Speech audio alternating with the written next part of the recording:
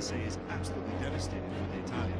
After a pretty difficult year last year on a Honda, switched across to KTM, the MTA squad, the Italian team, and everything was going so well. Tonucci was telling me earlier, he really felt that he had a rider that could be challenging for the top three in the championship this year. And you look at his form, top fives in all the three opening races. So yeah, devastating stuff for Matteo Bertelli. And yeah, if you're watching at home, heal up quick and hopefully see you back here soon. Yeah, very best wishes from all of us to you, Matteo, who's no stranger to long-term injury layoffs. Back in his rookie season in 2022, he was involved in an accident with Scott Ogden at the Sachsenring, which ended his season. So unfortunately, it is not exactly uncharted territory for Bertelli. Hopefully he's not absent for as long as that, and we do see him back on track here in the very near future. As mentioned, we're also missing Max Quiles this weekend, so to return home to Aspar for Joel Esteban.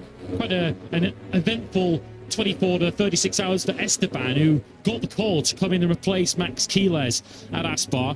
His flight then got cancelled out to Doha, so he only arrived, we believe, late last night and went out on track for the first time in free practice 2 earlier on today. A slightly curious situation, isn't it, Neil, with Quiles, who we understand broke his thumb in a training accident, and they only realised the extent of the injury when he arrived here to Qatar. Yeah, I was told that initial x-rays didn't pick up the fracture in that left hand.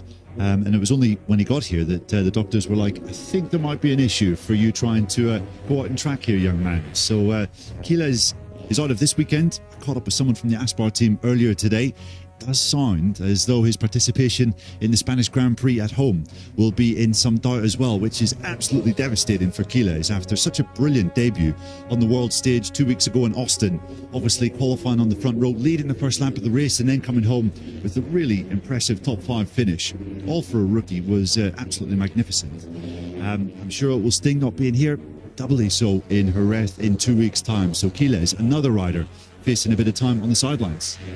As mentioned, Adrian Cruzes also missing. He's been doing a really good job so far for the CIP Green Power squad as replacement for Noah Detweiler, who is now back with us this weekend after he'd suffered a fractured left wrist at the Jerez test back in February. So Detweiler's back with us this weekend, but the injury issues almost don't stop there, because here comes Stefano Neppe. He had a big crash last night in Moto3 practice, coming through the right-handers out the back of the circuit, turns 12, 13 and 14. And of course we know that Stefano Neppe has a bit of a history of serious injuries. Broke his leg, of course, a year and a half ago. He was reviewed after this afternoon's free practice 2 session, and the good news, of course, is that, as you can see now on track, Stefano Neppe is out there on circuit on the number 82. But I think we all feared the worst, didn't we, when we saw Neppe certainly favouring his leg after that crash. But good news that he is continuing in the weekend. Yeah, it certainly is. Understandable that he's a little bit on the back foot, so to speak, and in this Q1 session. But did see him walking through the paddock on Thursday before that big crash, and he is still hobbling around quite considerably after that serious leg injury that he suffered all the way back at the tail end of 2022. And when I saw him reaching for his leg after that egg beater of a crash yesterday evening, I did fear the worst. But very, very happy to say that Stefano is okay to continue here. So been a bit of an up and down season so far, hasn't it been for the Italian? Started off, of course, in Thailand with a pretty impressive 4th position, just off the podium. It hasn't quite been so easy since then, but glad to say Neppe is out there, 6th fastest at the moment. And just a quick word for the number 78 on your screens, just behind Jacob Rolston here in the light blue, the Aspar team, CF Moto squad. Joel Esteban, he obviously had some dramas getting out here. First taste of this track this year came earlier today in this afternoon session, and well, he did a very fine job, 12th place in FP2 earlier today, so maybe he could be one to watch in this session. Well, he's currently in 5th place in this session. The current standings have disappeared off your screens, but we'll bring you up to speed on how it's looking. It's currently a Leopard 1-2, Dempsey Racing Boe 3-4. Adrian Fernandez from David Almanza. Fernandez has put in a 2:03 A13, which is 0.8 of a second quicker than he went this time last night, as he gets a kiss of appreciation, it looked like, there in the Leopard box. Almanza second on a 2:04.2. Cormac Buchanan, the Kiwi, third on a similar lap time on a 2:04.2. Ruche Moodley who's teammate to Buchanan here, who we're looking at on screen, sits fourth. Then it's Esteban fifth, Nepa sixth, from Ralston, Detweiler and Valentin Peroni on the Tech 3 KTM, currently sits in ninth place. The standings that you're seeing now on your screens don't quite correspond with what we've got on our screens. We've got Esteban up in fifth on a 2:04.5. The one rider yet to set a time so far in this session is the Brit Eddie O'Shea. Let's hope that Eddie O'Shea can have a clean end to this session. He's just caught in the pack there. A quick word for the two boy motorsport riders, Cormac Buchanan and Shea Moodley, that are on your screens here. The 14 of Buchanan, the Kiwi, had a super consistent start to this 25 campaign in the points in all three races and scored his first top 10 in that interesting race in Austin 2 weeks ago, which I think has been a very promising start. Would have been very easy, I think, as a Moto3 rookie this year to look at the likes of what Max Quiles was doing and think, well, I should be up there. I should be doing something that's maybe a little ahead of my capabilities at this time. But both Buchanan and Moodley have really kept their expectations in check, and I think approached this rookie campaign with some real maturity. So, yeah, fair play to both of them. Yeah, the team certainly giving them these first four flyaway races as an opportunity to learn and to understand the demands of Moto3. And Cormac Buchanan did say that the weekend in Austin was a real step forward in terms of his ability to manage a race, not just manage the tactics of Moto3, which is much easier said than done, but also to manage a tyre through the race. And as you say, although he did get embroiled in one or two scrapes on the opening weekend in Buriram, he has brought his bike home safely for 3-point scoring finishes, including that first top 10 last time out in Austin. Here is Valentin Peroni, the Argentine, for the Tech 3 squad. It's been a rookie season so far of plenty of potential, but at the moment, no points nor checkered flags for Peroni. He was as high as 7th before a late high side in Argentina, and he was chasing a top 10 in America as well before a late crash, which led to some, should we say, tough love from his team manager, Hervé Poncharal, who of course has seen many a young talent come and go in Moto3. So unfortunately, Valentin was not smart enough today, perhaps not settling for a solid points haul rather than chasing a better result up ahead of him. But I guess there's only one way to learn, and that's in the harshest manner possible for Peroni. We've seen plenty of pace and potential from him, but as of yet, no finishes. Yeah, it's been a pretty loose rookie campaign for the young Argentinian so far. Still plenty to learn. Lost on in the Tech 3 box just after the race in Austin, and Peroni was absolutely devastated when he came in. He was going around every single member of the team just to apologise to them, and your heart went out to him because clearly he had put so much emotion into that contest. And when you look at the kind of the list of the fastest laps for each individual rider, I mean, he was one of the faster riders in the entire Grand Prix in Austin, yet obviously it didn't quite pay off with a result. And Hervé Poncharal, I caught up with him later on the Sunday in Texas, and he just said, I told him just to keep it rubber side down. The speed was there, so clearly a little bit of frustration from Hervé's side as well. But these are the kind of trials and tribulations that you go through when you've got a rookie coming into your team, and Hervé's obviously been there and done that before. Later on the Sunday, and a bit of love is what a rider needs. Well, we're about to see if timekeeping has improved for these Moto3 teams over the course of the winter, because they're cutting this a little bit fine in qualifying one. 2.5 minutes remain in this session, and it's 2 minutes, let's probably say 2 minutes 15 or so for an outlap around here.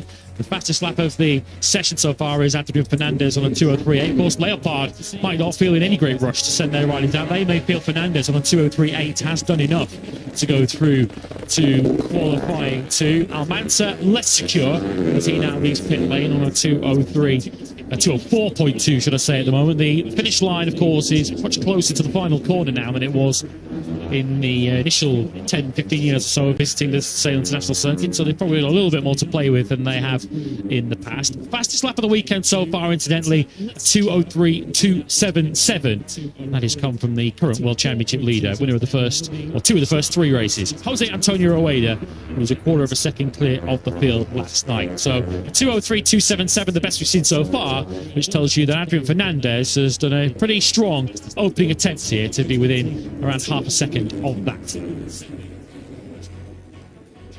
nearly half a second in hand over the rest. Tough to see anyone dislodging the young Spaniard from that top spot in this session. It's surprising to see Fernandez down in this Q1 session. He is still third in the championship despite his dramas in the Grand Prix of the Americas, which started before he went to the grid. Obviously an issue with his clutch, and then of course he jumped his start, which led to long lap penalty, and it was just a bit of a mess from there, wasn't it? Fernandez really not able to build on the promise from the opening 2 GPs. I guess bringing it home for 12th, all things considered, was not a bad job. I suspect his heart rate has only just come back under control once again after what must have been such a stressful 10-15 minutes or so for Adrian, and we can't really blame him. He's only human, but he did accept that the crazy build-up to actually getting his bike off the line from the back of the grid did play a part in him jumping the start. He was in such a rush to try and make up for all the ground that he'd lost that he did make that mistake. Eddie O'Shea, unfortunately, has made a mistake in the second sector. He's probably the only rider not in this pack that we're currently looking at on screen. O'Shea has been circulating on his own through the majority of this session, as it looks like the Leopard duo are dropping to the back of this group. They've still got 6 seconds to get over the finish line, so they've just about timed this right. With 2 seconds to go, Almanza does get over to start a timed lap, and the riders currently outside the top 4. We're hoping that Eddie O'Shea's crashed motorcycle is very quickly cleared. O'Shea, the number 8, will not improve on P8. There is Eddie, young Englishman, who has had a big old crash, and that's another rear end high side coming through turn number 5. Number 8 obviously taking a bit of time to get up and back on his feet. They can't catch a break at MLive, can they? It's been a rough couple of weeks, hasn't it? With the 2 riders finishing penultimate last and last in Austin. Speaking to one of the team members who said it was a very long and quiet trip home back to the UK from the United States of America. Obviously with injuries so far to Marcus Uriarte and then Adrian Cruz, who's stepping in this weekend. The last thing they need is an injury to their other rider, Eddie O'Shea, but it does look as though, thankfully, Eddie is relatively okay. Fingers crossed he'll be okay to partake in tomorrow's race, but it will be 22nd at best for Eddie on the grid tomorrow. Well, it looks like the yellow flags were cleared in time for this group to come round, and chief beneficiary of the moment could well be Valentin Peroni, who's 10th out of 10 in this Q1 session at the moment, but on course to improve and potentially move himself into the top 4. The 2 Boe riders, both pitted. Cormac Buchanan and Ruche Mugli are watching with the rest of us for this final half a lap or so. The 2 Leopard Hondas are both still improving, although Adrian Fernandez appeared to catch Peroni there just where he didn't want him. The 73 just ahead of the 31, and right at the back of this train is Almanza, who could be about to set the fastest lap of this Grand Prix weekend so far if he keeps this up. Leading into the final quarter then, up the inside comes Fernandez. Still no way through on Peroni. He's too busy trying to secure himself a place in qualifying 2. It's going to be close here between Peroni and Moodley, so the tension down at Boe, will they get the desired result? Answer is yes, because Peroni didn't go through. In fact, Moodley is bumped out by Nepper in the middle of that group. The 82 goes to 4th, so Cormac Buchanan is safe, Ruche Moodley is not, and in the midst of all of that, David Almanza set the fastest lap time of this Qatar weekend so far. Yeah, 203.237, slightly quicker than what Jose Antonio Rueda managed last night, but you have to imagine we'll be going quicker still when we get round to Q2. The session that is upcoming. Disappointment then for the South African Ruche Moodley, but good work for Stefano Nepper. I'm sure would have bit your hand off for any kind of entry through to Q2 after his monster crash. This time 1 day ago. Almanza showing that he might have the pedigree to get one of his better performances in qualifying so far this year. 4th place was his best so far in Argentina 1 month ago. Fernandez just taking a little bit of practice in that long lap penalty lane, obviously something that he will have to navigate in tomorrow's race. Walk in the park again, wasn't it, for Leopard in that session? Almanza a second clear of anybody other than his teammate Adrian Fernandez, who will feel he already got the work done on his first run. He did improve himself on his second run to a 2:03.6. Let's quickly head down to pit lane and get some Leopard reaction from Mia Couture with that. Yeah, exactly that. Mia, Jack, both your riders through, talking us through that session, and yesterday afternoon as well. Both struggled, but both seem to have found pace this today. Yeah, I mean, we were struggling during all the weekend, and now they find the pace, I think, and we are very happy because we managed to qualify now, and we hope to do good qualifying, to be in the front, especially for Fernandez, because he has one long lap. Adrian looks like a different rider this year, full of confidence. How do you and the team see his season progressing? Because he looks really strong.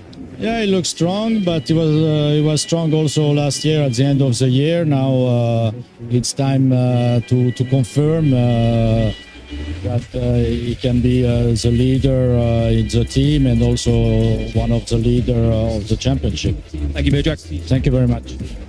Thanks, Elliot. Leopard 1-2 then in qualifying one. Almanza from Adrian Fernandez. Cormac Buchanan goes through in third ahead of Stefano Nepper, who just snatched fourth place on that final lap. Valentin Peroni fifth from Ruche Moodley. Joel Esteban, who only arrived here last night, seventh in that Q1 session. He will start 21st tomorrow. Jacob Ralston's eighth from Eddie O'Shea, who we saw high-siding midway through the session. We hope he's okay to start tomorrow with Noah Detmiller completing your 10 who took part in Q1.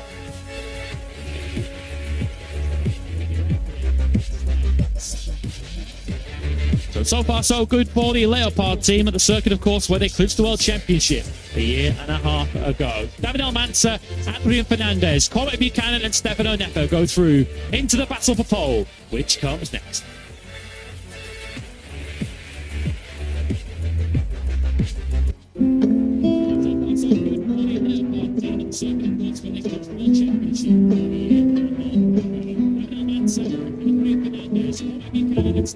So much water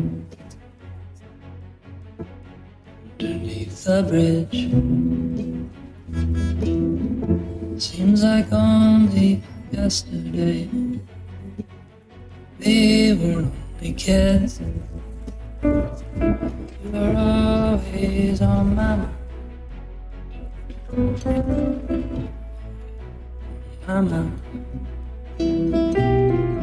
Even after all this time, you are always mine. I didn't know you then. The new Tiguan with IQ Drive safety system, massage seats and more. Volkswagen. Streak through the skies and rocket through the stars with Hollywood bets. Planes, fighter jets, shooting stars. We have them all. The possibilities are endless with a maximum payout of 10 million rand. Enjoy an unrivaled range and variety of crash games. Kick it up, hit it out of the park, or fly to new heights. Ride the multiplier and cash out before you crash. Your betting adventure starts here. Hollywood Bets, there's more fire in our multiplier.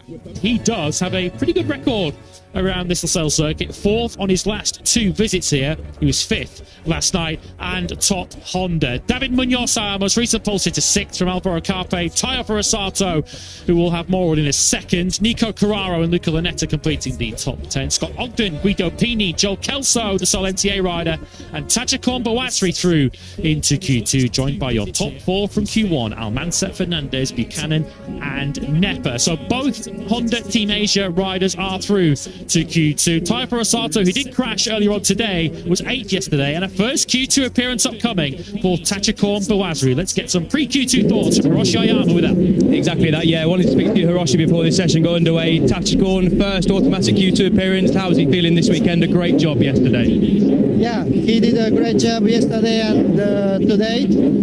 He first time went to the Q2 directory. In America, last night also he was in Q2, so that's good that he's showing his progression this year. From last year he was more struggling, but this year he showed more speed, and that's important for us. for him it's getting more confidence on the bike, on the tires. So let's see. Now he's still carrying on his injury in his knee. So qualify should be okay, but for the race maybe it's gonna be more tough for him. And for Tayo, obviously a podium finisher here last year, was disappointed with the P9 finish in Austin, spoke to after the race, but he looks comfortable again this weekend. Do you feel like Tayo can fight for the podium again here in Qatar? Yeah, for the Tayo, he liked this track, but he got podium last year, and also the way he rides is suit in this track, and till now he didn't show perfect lap yet, but I think in the qualify he will show his speed again, and let's see what is his position after today. Thank you, Roshi, and good luck for the rest of the weekend. Thank you. Thanks very much, Elliot, and thanks to Hiroshi Ayama, team manager of the Honda Team Acer squad. One of his riders be challenging for pole position. If last year's Moto3 race was anything to go by, you would not bet against Tayo Furusato, who came back from, 18th on the grid to finish 3rd in the race. It was a fabulous comeback ride from the young Japanese rider. Hasn't been completely at the forefront of the running so far.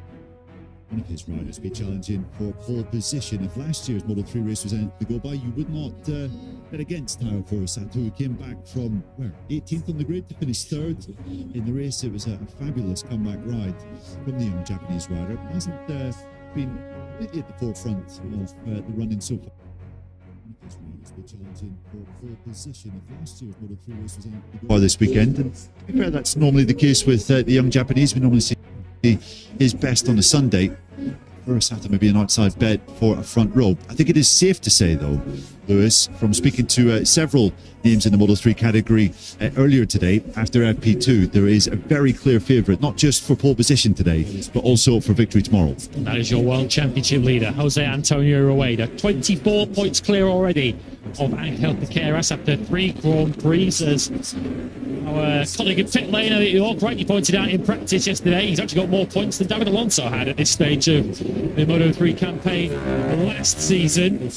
And Rueda leading the 2 empty helmets MSI teammates yesterday in the dusk conditions of practice. As mentioned in Q1, very, very rare to find a Moto3 race here in Qatar that doesn't feature a group finish towards the end. But a bit of a suggestion that Jose Antonio Rueda, if he goes to form, might be able to buck the trend here. Yeah, he was obviously fast yesterday evening in practice, and then he did a 15-lap run in FP2 earlier this afternoon.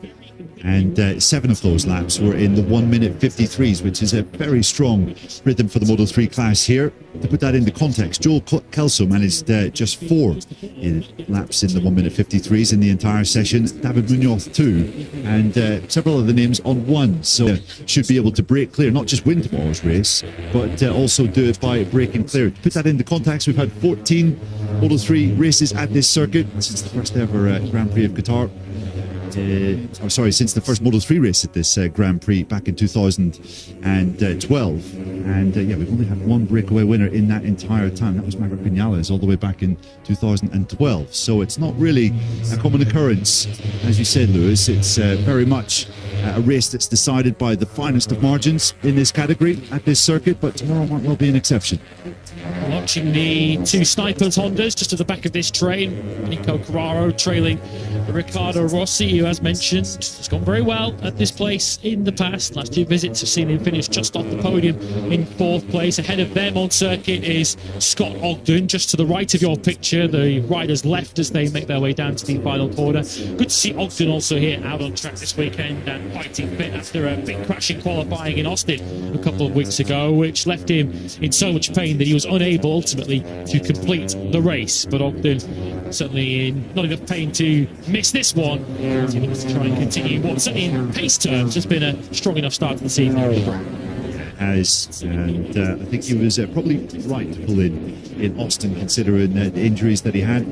Massive swelling to his knee after a very painful crash in qualifying at the Grand Prix of the Americas. Showing me a pleasant photo earlier of the knee being drained a few days ago, and glad I saw that photo just before I had my lunch rather than just afterwards. Put it that way, it wasn't a sight to behold. So Optim saying that he is still feeling quite a bit of pain after several laps, but is hopeful of being able to complete the full race distance of 16 laps tomorrow.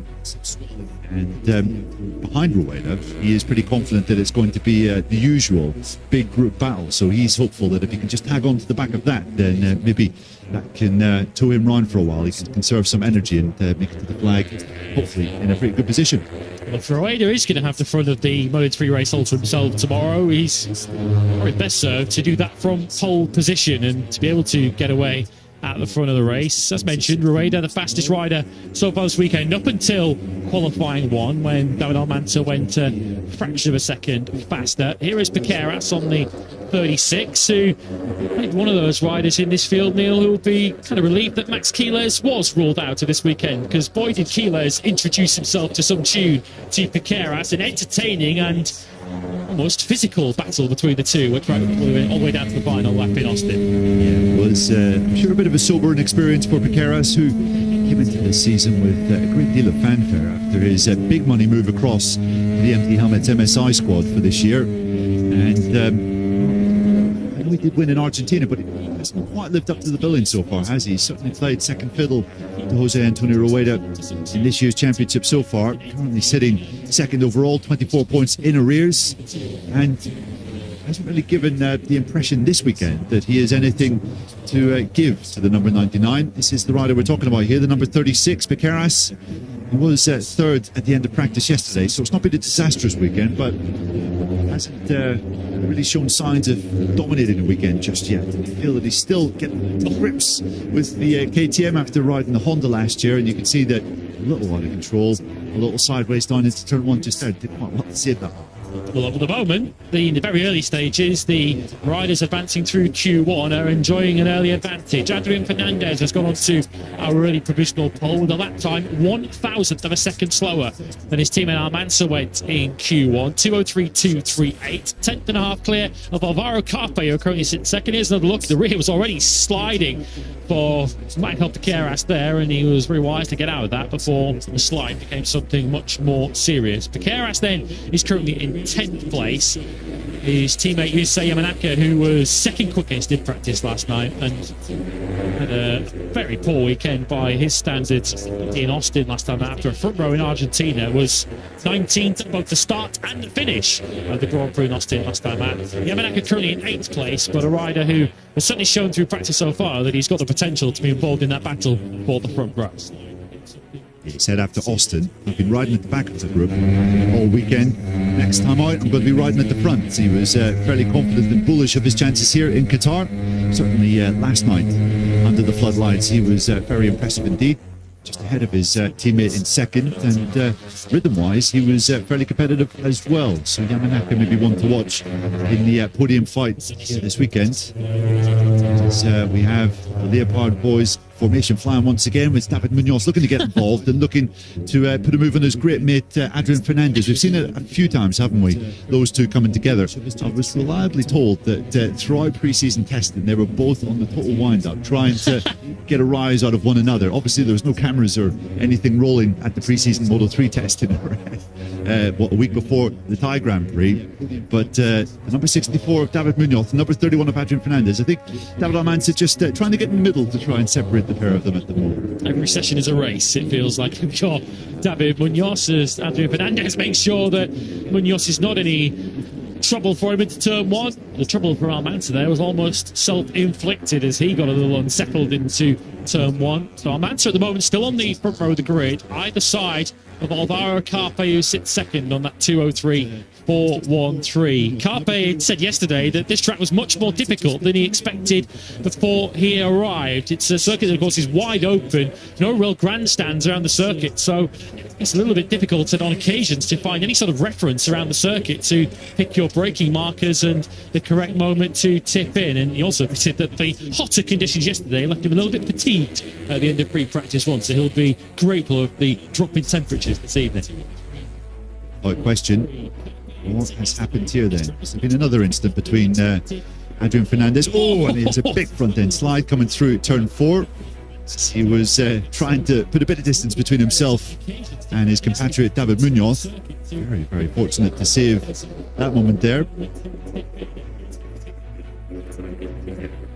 Seriously impressive stuff, this, isn't it, from Alvaro Carpe? I'm sure it wasn't easy for him finishing behind his fellow rookie Max Quiles, who was competing in his first race in Austin 2 weeks ago. Carpe brought it home in 6th place, but once again, showing up at a completely new track and proving that it really is the real deal. It's the 4th track in a row where he's shown himself to be capable of fighting for the top 6 positions.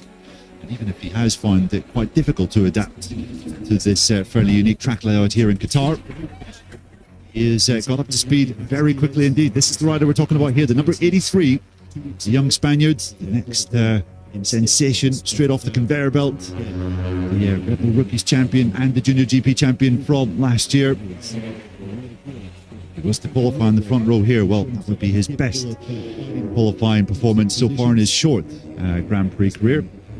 Here is the World Championship leader then, Jose Antonio Rueda, who's currently in 5th place on a 2:03.449. Pretty close, certainly in single lap trim in Moto 3, particularly behind Fernandez, Alvaro Carpe, David Almanza, Yusa Yamanaka and Jose Antonio Rueda, all on a 2:03.4. Less than half a tenth covers the 4 of them from 2nd down to 5th place. Then a 10th further back we find Joel Kelso in 6th place. Kelso arriving here on the back of, well, I don't think with any fear of contradiction, was the best weekend of his Moto 3 career so far. Of course, we have seen him on pole position before, we have seen him on the podium before, but never have we seen him on the front row and the podium in one weekend. And boy, did he look a super strong 2nd in Austin last time out.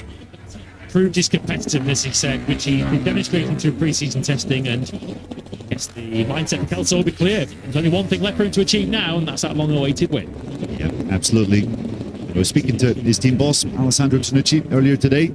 He was saying, take Rueda out of the picture, and he thinks Joel Kelso has the next best pace in the Moto 3 class for this weekend. So could Kelso be on for back-to-back podium finishes? It was his first dry podium finish in Austin, and Kelso and his little entourage, a group of friends that come to certain races with him, they've all been, or they were all doing a dry 3 months from, I think, Christmas, New Year period through to the first round of the season, and through to Austin, in fact. No alcohol, I think it was completely dry for them. And Kelso said he was going out in Austin on the Sunday night to attack it with some vigour after that. Oh, but yes. He said he got 3 beers in, and he was pretty much a spent force.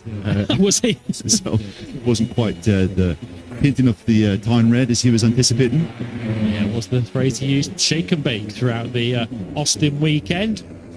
He certainly enjoyed a well-earned podium beverage after, yes, as mentioned, probably the best weekend, well, without question, the best weekend of his Moto 3 career so far, because it was his first ever 2nd place. Here is your current provisional pole sitter, Adrian Fernandez. Just a single pole for him, which came in Malaysia late last season. Although qualifying hasn't exactly been the strongest part of Fernandez's game so far this year. He's yet to start higher than 9th so far this season. In fact, 9th in Austin was his best qualifying, and then he didn't start there, did he? He had to go right the way to the back of the grid due to his clutch problems in practice. But his position at the very top of the grid looks like it's coming under some serious threat now. Yeah, it certainly does. You can see, I think that was Rueda who was indicating to one of the riders behind, I think it was his teammate Carpe. He was coming out of turn number 10, just maybe to stick in the slipstream. See Rueda and Kelso both on extremely competitive lap times at the moment. So looks like he is going so slightly quicker than the number 99, the championship leader. You can see 1/4 of a second up, and he is right in the slipstream as well. This is why we pick up with the number 99 of Rueda coming into the last turn. Kelso, you can see just a little bit faster around that turn number 16, and he will have the benefit of the championship leader's slipstream as they gun towards the finish line. Carpe has dropped in behind and had his lap cancelled. Of course, he was way off the road. It is Kelso who's the quicker of that pair, a 2:02.679. He puts a 1/4 of a second into Rueda, who set his best lap time of the weekend, as Kelso nearly runs into the back of Rueda into turn number 1. That 2:02.6 will take some beating. Yeah, impressive stuff from Kelso. We're now about 4/10 of a second away from Danny Holgado's all-time lap record set at this circuit here 1 year ago, in this very session, in fact. what can the rest of the pack muster up? We're awaiting a bit of a response here for Angel Piqueras. Did he get held up ever so slightly by Dennis Foggia, who was just touring on the inside of the track there? Piqueras, he doesn't look entirely comfortable, does he, just yet on the KTM? He still looks a bit loose and a bit wild, but he's over a second off through split number one. Ricardo Rossi having one of his better sessions of the year so far, currently in 7th, and you can see pretty competitive through split number one. Qualifying was a glaring weakness for Ricardo Rossi last season. Regularly we saw him eliminated in Q1, but he's kept up his 100% Q2 record here this weekend, and the front row is looking possible for Rossi if he can continue his current trajectory. See Ricardo Rossi on the front row for the best part of 2 years, since Assen back in 2023. He's on the yellow snipers machine. We're just picking him up any moment now. That was Carraro, his teammate, just going through the picture. Yamanaka's certainly found time, hasn't he?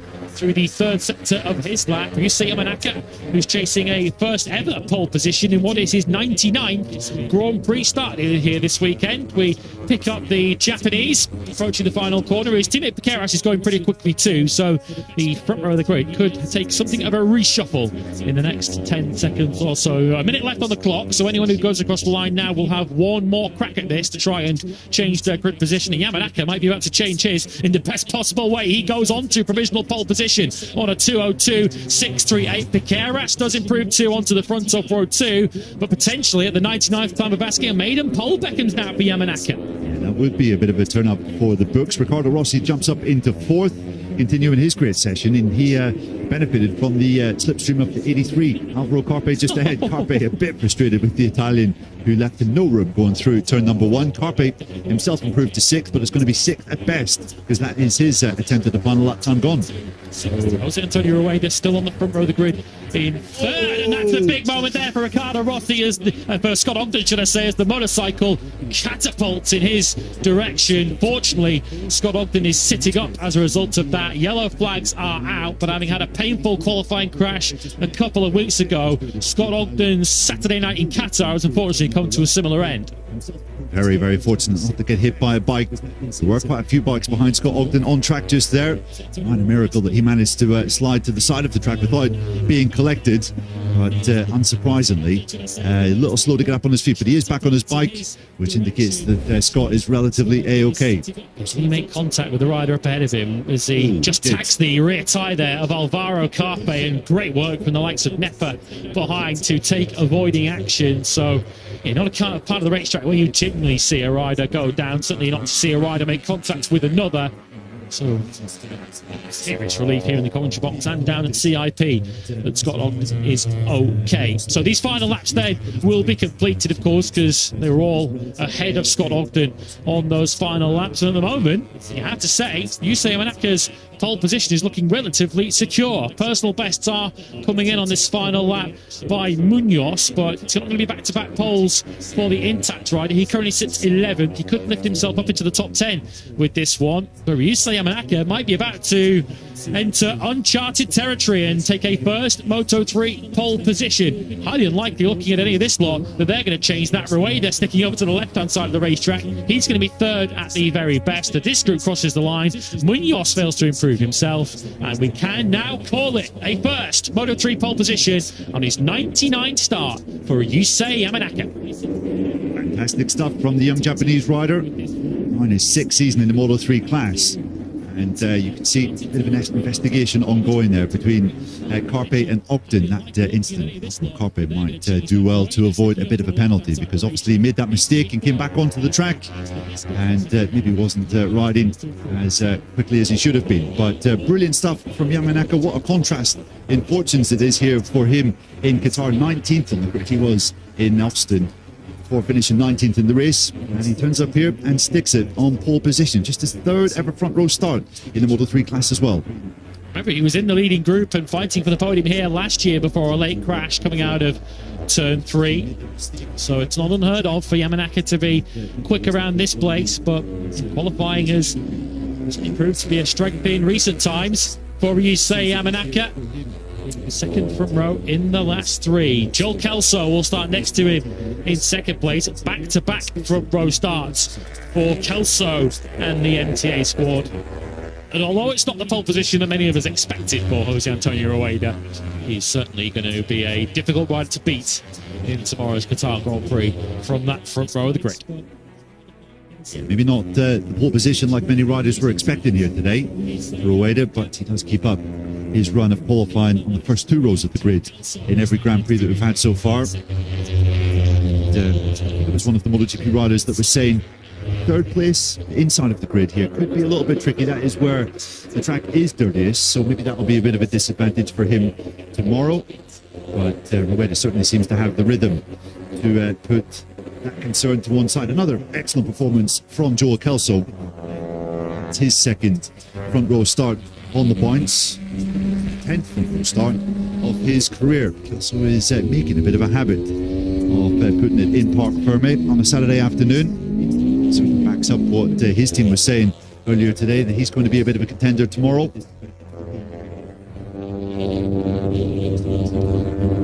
So Yamanaka, Kelso already up front row. Congratulations to Riccardo Rossi too, who I mentioned has been 4th at the finish in his last 2 visits here. Well, he'll be 4th at the very start tomorrow for this Qatar Grand Prix. Best qualifying for Riccardo Rossi since this race last year when he qualified on the 3rd row of the grid. 54 starts P4 with Piqueras and Carpe, subject to any penalties that might come his way, completing that 2nd row. 3rd row will be made up of the Leopard Hondas who came through Q1, Fernandez and Almanza. Certainly a shout out is worthy for Guido Pini, who completes that 3rd row. So 3rd and 6th for the Ayo squad in qualifying tonight. Their team manager, Nicky Ayo, is with them. Yeah, he is. Nicky, I'm sure front row was the target for Jose Antonio, and you guys talk us through that session from your perspective. Yeah, I mean, we're definitely happy qualifying in the front row. I mean, it's always hectic in Moto3 about, you know, to try to find a perfect strategy for qualifying. But yeah, we're definitely happy. We always try to do our, you know, our planning just together with our 2 riders. But, you know, it's very difficult to control what the others do. So yeah, we're definitely happy and ready for tomorrow. Top job, good luck tomorrow. Thank you.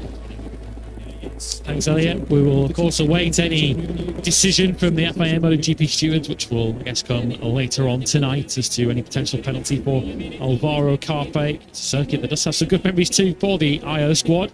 Certainly Pedro Acosta will attest to that after his stunning pit lane to the podium victory in the Doha Grand Prix of 2021, which followed a victory for his teammate Jan Masia a week prior.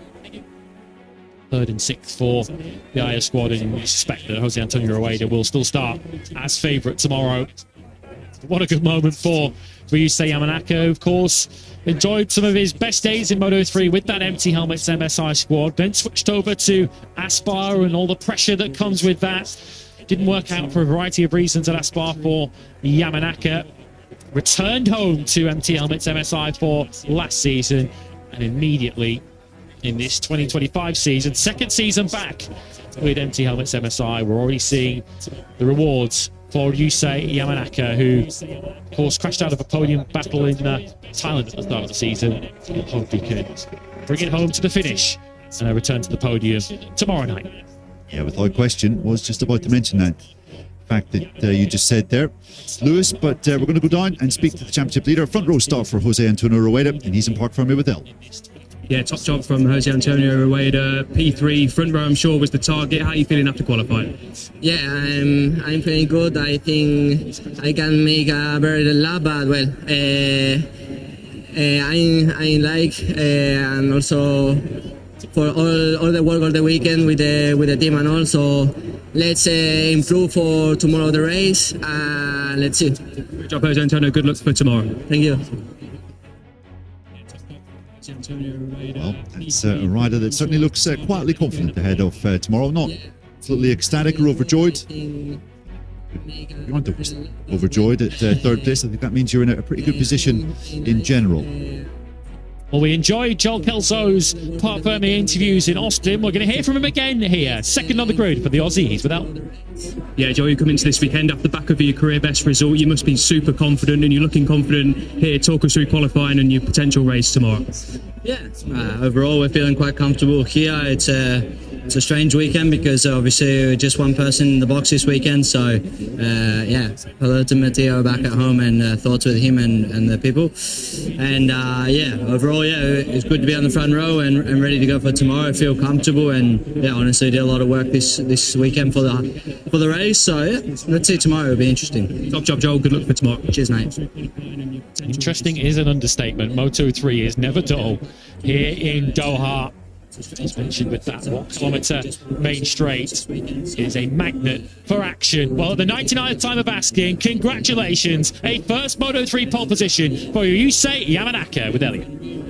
Right, so you must be absolutely buzzing. Your first Moto3 pole position. You said yesterday that your season starts here. You're feeling comfortable on the bike. Talk us through qualifying and how happy you are. Well, I have a lot of confidence on myself, and I say to my team, I do alone, and yeah, the lap I did it alone finally, and which is super happy, and even next lap I did improving until sector 3, I think, and well, I touched green and I stopped.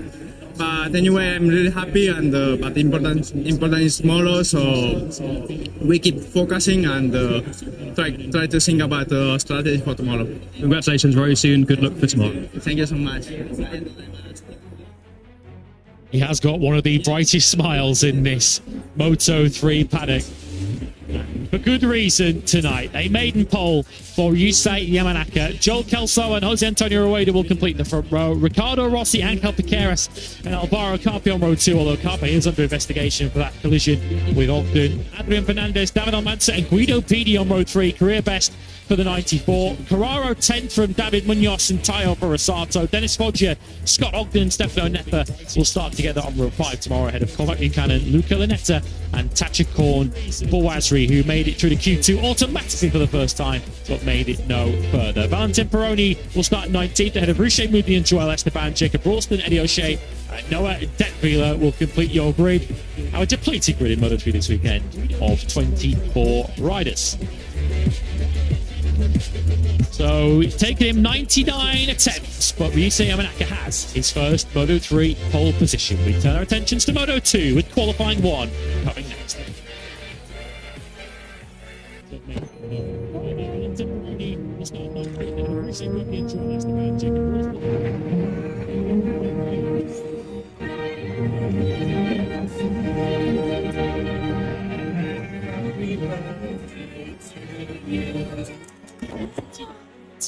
Oh, what made you a bucky? See, the bucky. So highlights.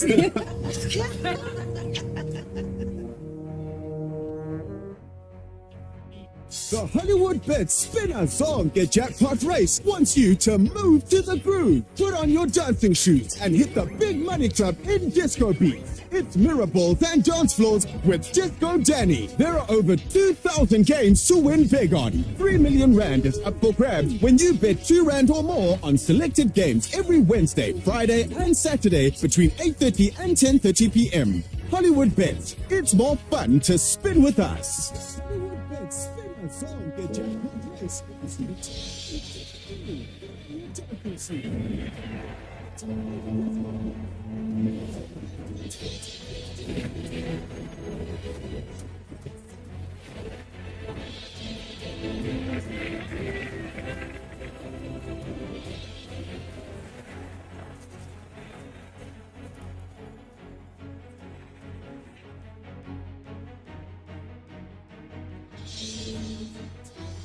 To this Qatar circuit, the World Cup final stadium, just in the distance out of the final corner here. Here are your Q1 participants then. Jorge Navarro for the forward team, joined by his teammate Alex Escreech. Navarro missed out on automatic Q2 by less than half a tenth. Colin Vire having his best Moto2 weekend so far. He was only a tenth of a second away from automatic Q2. Center H's for the Intact GP squad, Diogo Moreira for Italtrans. Both of the Blue Crew Pramac Yamaha riders, Ethan Guevara and Tony Arbolino. Philip Salach for Mark BDS, who goes through qualifying 1 for the 3rd Grand Prix in a row, although on both the previous occasions, Salach did make it through. Joe Roberts for the American Racing Team, who's a twice former pole sitter around here. Yumi Sasaki for the RW squad, who admittedly had a pretty good explanation as to why he was out of the top 14 in practice last night after he was collected by Alonso Lopez, an incident which has seen Lopez given a long lap penalty for tomorrow. Ivan Artola for the MSI squad. Celestino Vietti, a high-profile name in this session for Team HDR Hydron on his Boscoscuro. Yuki Kuni for Edmonton on the Team Asia. And returning to action in this Moto2 class this weekend is the rider on your screens, Sergio Garcia, title contender for so much of 2024, begins his 2025 campaign here under the lights. Lewis Sotheby and Neil Morrison with you in the commentary box. We have Elliot York in pit lane, and we can cross down to Elliot now to get some reaction and some comments out of our qualifying session, which certainly on the basis of practice doesn't promise an awful lot for the Blue Crew Pramac Yamaha squad. Can their fortunes turn around here this evening? Their team manager Alex DeAngelis joins Elliot. Yeah, great to speak to Alex DeAngelis for the first time this season. Alex, talk us through both riders' perspective. Tony and Ethan, how are they feeling ahead of this Q1 session? The first day wasn't really good. In this circuit, again, we found stuttering, and both riders are struggling with this stuttering. Now we changed the setup in the session of during the day, and the bike was better. Now we have to understand with the new tire how much better is it, and of course it's with new tire the stuttering will not come back again. That's the main point. But when there is the asphalt without a lot of grip, like in America under the rain, the Boscoscuro bike is incredible. So all the Boscoscuro bike are in front. Now we have to find a way to be in every race in front of the other. Alex, thanks for your time and good luck to both of your riders and the team in this upcoming session. Thank you. Another one. Thanks very much, Elliot. Thanks as well to Alex DeAngelis, former Moto2 race winner, MotoGP rider as well. Yeah, just 2 Boscoscuro chassis making it through automatically to Q2 last night here in Qatar from the total domination in the rain in Austin when we had 5 of the Italian chassis inside the top 6, and all 3 bikes on the podium were Boscoscuros as well. Just the 3rd time in Moto2 history that has ever happened. Well, it's been a pretty different situation here. Talking about big names as well, Lewis, the likes of Tony Arbolino, podium finisher last time out. Celestino Vietti, former winner at this track. He was done in 26th yesterday evening at this track. And yeah, it does seem that a chassis that creates a lot of mechanical grip. Some of the riders and technicians that work with the chassis say sometimes it's almost got too much grip, and when they put a new rear tyre in, it just seems to push the front a lot and cause a bit of chattering. So let's see whether the likes of Guevara and Arbolino and their respective crews manage to find something of a cure for those woes that they've had so far. But you wouldn't be putting money on them to score pole position tonight, would you? No, we have 6 Boscoscuros, as Neil mentioned, in this qualifying one session. 6 Calixes and 2 forwards looking to battle it out for those top 4 places. Amongst those Boscoscuros, as mentioned, we saw him on screen a moment ago. It's worth drawing attention to him once again if you're joining us for the first time this weekend. Sergio Garcia back in action this week, and of course a season last year that started so well. Here is the number 3 just diving in between the forward factory riders. It's great to see Sergio Garcia finally able to kick off his 2025 season, Neil, although for obvious reasons we perhaps shouldn't expect too much too soon. Yeah, it has been a good track for Sergio in certain years gone by. On the podium here, of course, last year, scoring his first top 3 in the Moto2 class. Last year's Qatari Grand Prix with a brilliant comeback ride from the 6th row of the grid.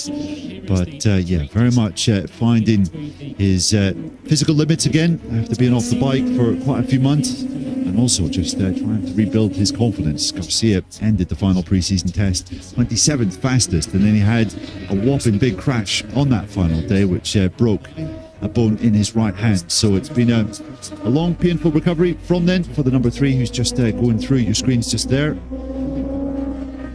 And yeah, I guess you can really expect to see the best of Sergio for the next couple of weeks at least. It's Jorge Navarro, who came within half a tenth of a second of an automatic place in qualifying 2 yesterday, as Forward continue their upward trajectory so far in this 2025 Moto2 season, which has seen them reach qualifying 2 in the last couple of weekends with Alex Screech, and then score points in both of those weekends. Screech doing a fine job. He was 21st at the end of practice, and Well, Neil, how on earth do we begin to explain what's going on with Celestino Vietti right about now? Winner of this Grand Prix 3 years ago, of course. I recall late in 2023 he came through qualifying one here to qualify in the front row of the grid, so we shouldn't rule him out somewhat. And I guess it perfectly encapsulates the enigma that is Celestino Vietti. He has been absolutely nowhere so far this weekend, but if he did come out of Q1 and put it on the front row, I don't think it would surprise us in the slightest. Yeah, there've definitely been precedents before for the number 13, haven't there, in this Moto 2 category. Managing to completely turn his weekend around about now. But yeah, nothing really from number 13 so far this weekend to suggest that he can do that here, as he has a bit of a moment there. Been out off turn number 6 down into turn number 7. Vietti had the fortune of crashing not just once but twice in the race in Austin, and the second of those coming one corner after he suffered his first crash, which one of the more bizarre sequence of events I think that you are likely to see in any category of Grand Prix racing. Talk about the ultimate embarrassment of not learning from your mistakes, going down in consecutive corners, which first cost him a podium and then any hope of points when he went down for a second time. And he said yesterday at the end of practice that he just made way too many mistakes in practice last night, and we've already seen him have a moment along this first flying lap so far, hasn't he? Here's another of the Boscoscoros who will be aiming for a place in qualifying 2. Ivan Ortola, who produced one of the standout rides in Austin in a race which, as we've briefly touched upon, certainly weighted towards the Boscoscoros and their ability to generate mechanical grip in those wet conditions. But even accepting that, for Ivan Ortola to come through from 23rd on the grid to 6th place just underlines the talent that we know Ortola has, and we're now starting to see on board a Moto 2 bike. Right on cue, Ortola goes fastest in this session so far, with his teammate Sergio Garcia providing ample backup, but they're quickly shuffled back down the order as this group comes across the line, with Philip Salach taking over top spot ahead of the forward racing duo of Navarro and Escridge, and Yuma Sasaki slotting into 4th place. So good stuff from Salach. His plan yesterday didn't quite pay off. He was sat in the slipstream of teammate Jake Dixon towards the end of the practice session, and was frustrated by just the sheer number of bikes that seemed to be around them. I think quite a few people have clocked on that Dixon, after his recent exploits, was a rider to follow, and after Dixon crashed, Salach found himself engulfed in traffic and couldn't get a clean lap time in, hence his presence in this session here. But Salach's looking as though he certainly has the potential to climb through into Q2. This is what, the 3rd weekend in succession that Salach has had to come through this Q1 session. They converted the previous 2 Q1 outings into 6th and 9th on the grid respectively in Argentina and in Austin. Nobody saw the checkered flag at the end in either of those races, but he certainly did turn his Saturday around on those occasions. That 1:57.3 from Salach is sub 0.6 of a second quicker than he's been at any stage earlier on in the weekend. Fastest lap of the weekend so far has come from Manu Gonzalez, who was quickest last night on a 1:57.073. Gonzalez topped both sessions yesterday before being pitched to top spot earlier this afternoon by Grassini's Albert Arenas. We follow Vietti then through turn 15. Up ahead of him is Yuki Kuni on the Honda Team Asia Kalex. Kuni on the 92, currently in 11th place, just ahead of Joe Roberts and Tony Arbolino, but it's all set to change still with 9 minutes of this session remaining, as Vietti looks to produce his customary Q1 salvage job and goes to the top on a 1:57.341. What about Diogo Moreira, who we were discussing earlier on in practice this morning, and the puzzlement of ourselves that he's not quite kicked on from that strong start to the season in Buriram? Well, Moreira now leads this Q1 session on a 1:57.251. That's a lap time that would have put him in the top 6 last night. There's been a little bit of a lull for Diogo Moreira in recent weeks. He's had the crushing disappointment of retiring out of not quite his home Grand Prix in Argentina, but the sole South American round a month ago, and then just had a nightmare in Austin. Was one of 6 riders to take the gamble with slick tyres in the race there, when the wets were clearly the right choice. Moreira coming home exactly where he qualified, a lowly 21st. So to put everything back together again here this weekend. As we just see Philippe Salac in conversation with Gilles Bigot, his crew chief. Senna Agius with Dad Jono just to his right. Agius will be very keen to get out of this session. He actually had pretty good rhythm yesterday. Finds himself down in 12th though, and that would be a bit of a disastrous qualifying for the Australian. And you get this season back on track after 2 disappointing weekends in Argentina and in America. Good Ivan Ortolo currently in 9th place. He's produced a 1:57.922 so far, which himself is 4 tenths quicker than he's gone in practice so far. So the best condition certainly of the day, as the temperature has dropped from the mid to high 30s that we had in practice this afternoon to a much more comfortable mid to high 20s this evening.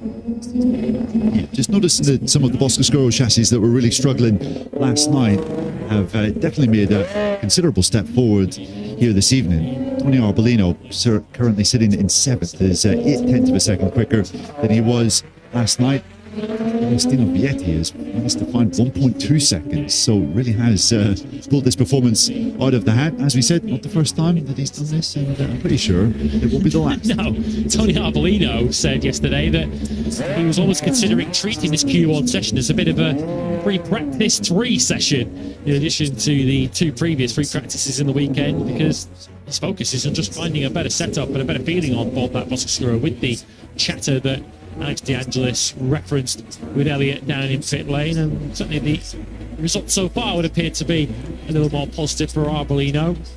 It's all relative. His best lap time of the weekend by quite a margin. As Neil mentioned, 58.4 yesterday has been bettered by over 8 tenths this evening, but it would still leave Tony Arbolino down in 21st place on the grid. Arbolino has shown us either extreme so far in this season. Of course, the miserable weekend in Thailand, a good weekend in Austin where he was not just strong in the wet but also quick in the dry. But as we've already heard and discussed through this weekend, that Boscoscuro, certainly under Arbolino, is still a little bit sensitive to grip levels on circuit. Well, we have a little lull in the action. Just like to point out, right, currently 5th in this session. Colin Veyer hasn't been an easy adaptation to Moto 2 for the former Moto 3 race winner. Tall Dutchman riding for the Red Bull KTM IO squad has certainly appeared to find something in the last couple of weeks. He's to get his first top 10 in the Moto 2 class in the wet race in Austin.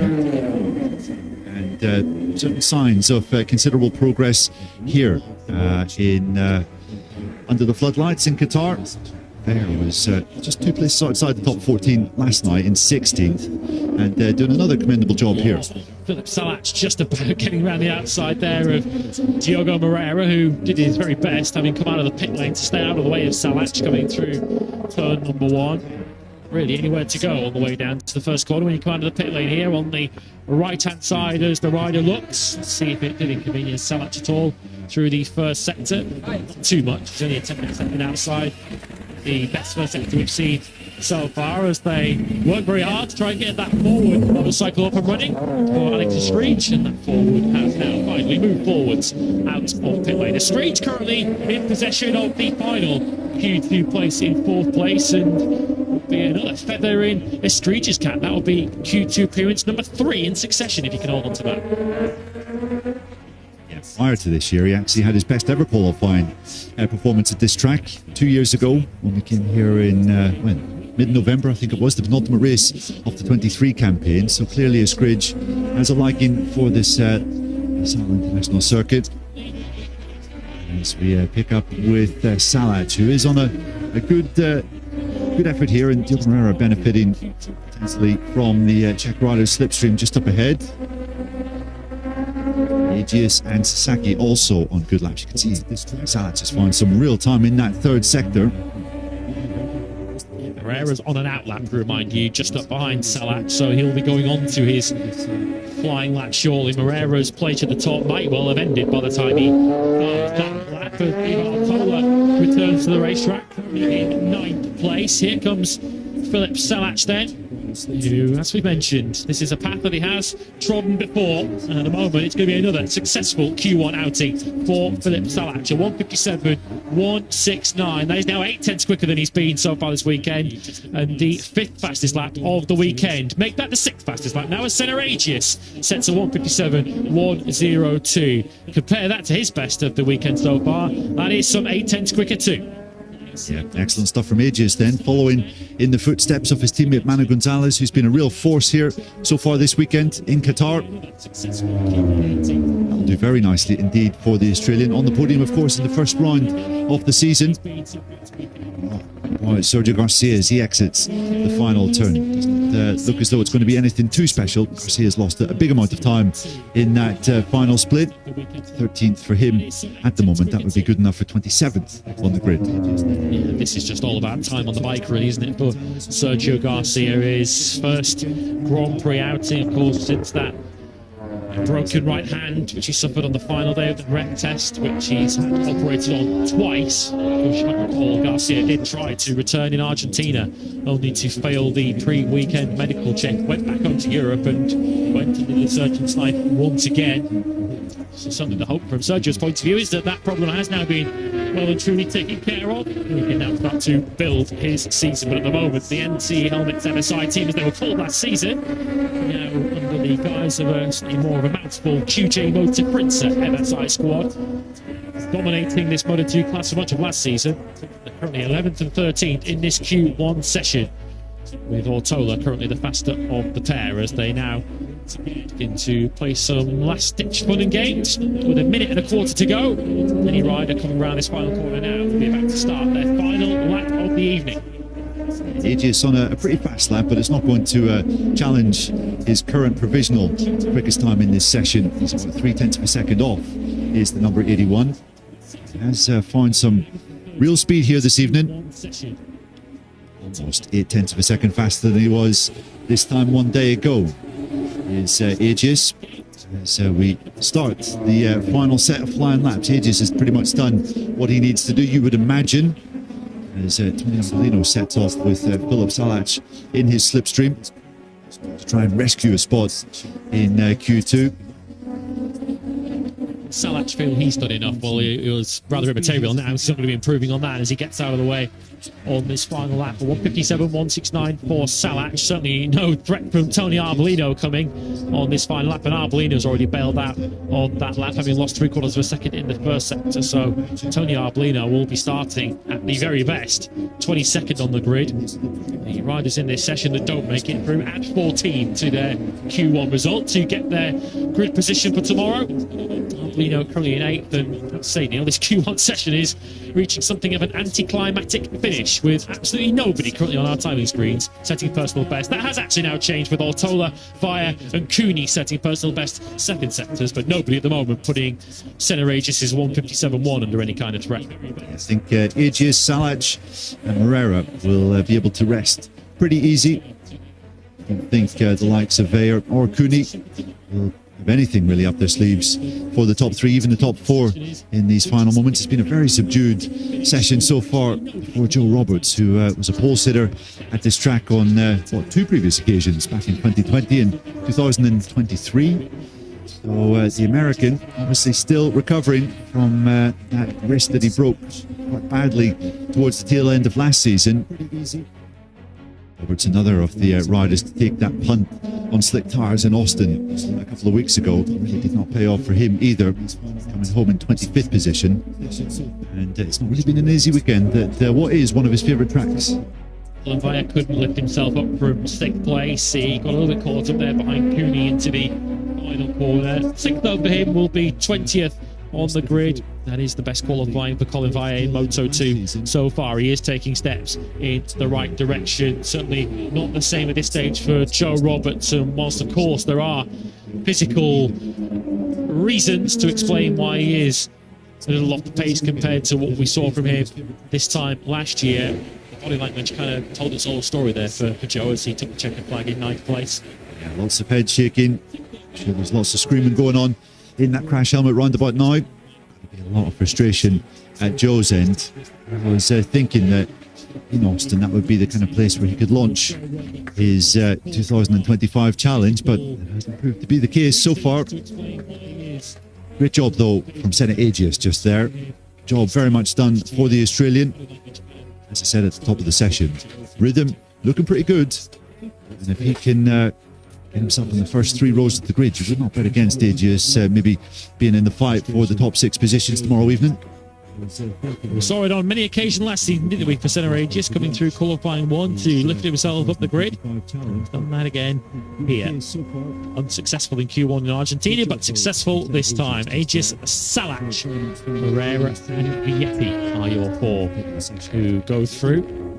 From memory, I'm thinking back to Vietti in Thailand. Did he scrape through Q1 in 4th in Buriram as well? Went on to qualify 2nd on the grid, so I feel like we've seen this movie before from a Celestino Vietti point of view. Here he is on the one of 2 Boscoscuros in this Q1 session to advance through, with Salach in 2nd and Celestino Vietti in 4th. Sergio Garcia here on screen, 13th, best for him in that session of a 158.1, which was around about in line with everyone else in terms of the improvement they made from last night to tonight, just short of a second gained for Sergio Garcia. But really for him tomorrow, the priority, I guess, will just be on trying to get to the checkered flag and get some useful race rubber used up. Sergio Garcia has been a little short of mileage, of course, having crashed out of the final pre-season test in Jerez. He will start from 27th on the grid tomorrow with just Yuki Kuni behind him. Decent stuff that from Colin Vare in the end. 20th place on the grid. For tomorrow will be his best qualifying today in the Moto 2 class. Senna Agius then goes through automatically, or goes through as of right from Q1. Philip Salach, Diogo Moreira and Celestino Vietti also move through. 2 Calix, 2 Boscoscuros advance. Alex Screech for forward, missing out by just under a 10th. He'll start 19th, ahead of Bayer and Jorge Navarro. Tony Arbolino was 8th in that session, ahead of Joe Roberts and Iimu Sasaki. A trio of Boscoscuros next up, Ortola, Guevara and Garcia. Ortola and Guevara, I guess, hoping for a similar charge to the field that they produced in the wet in Austin 2 weeks ago. Yuki Kuni completes your grid. 14th in Q1, which will be 28th on the grid tomorrow.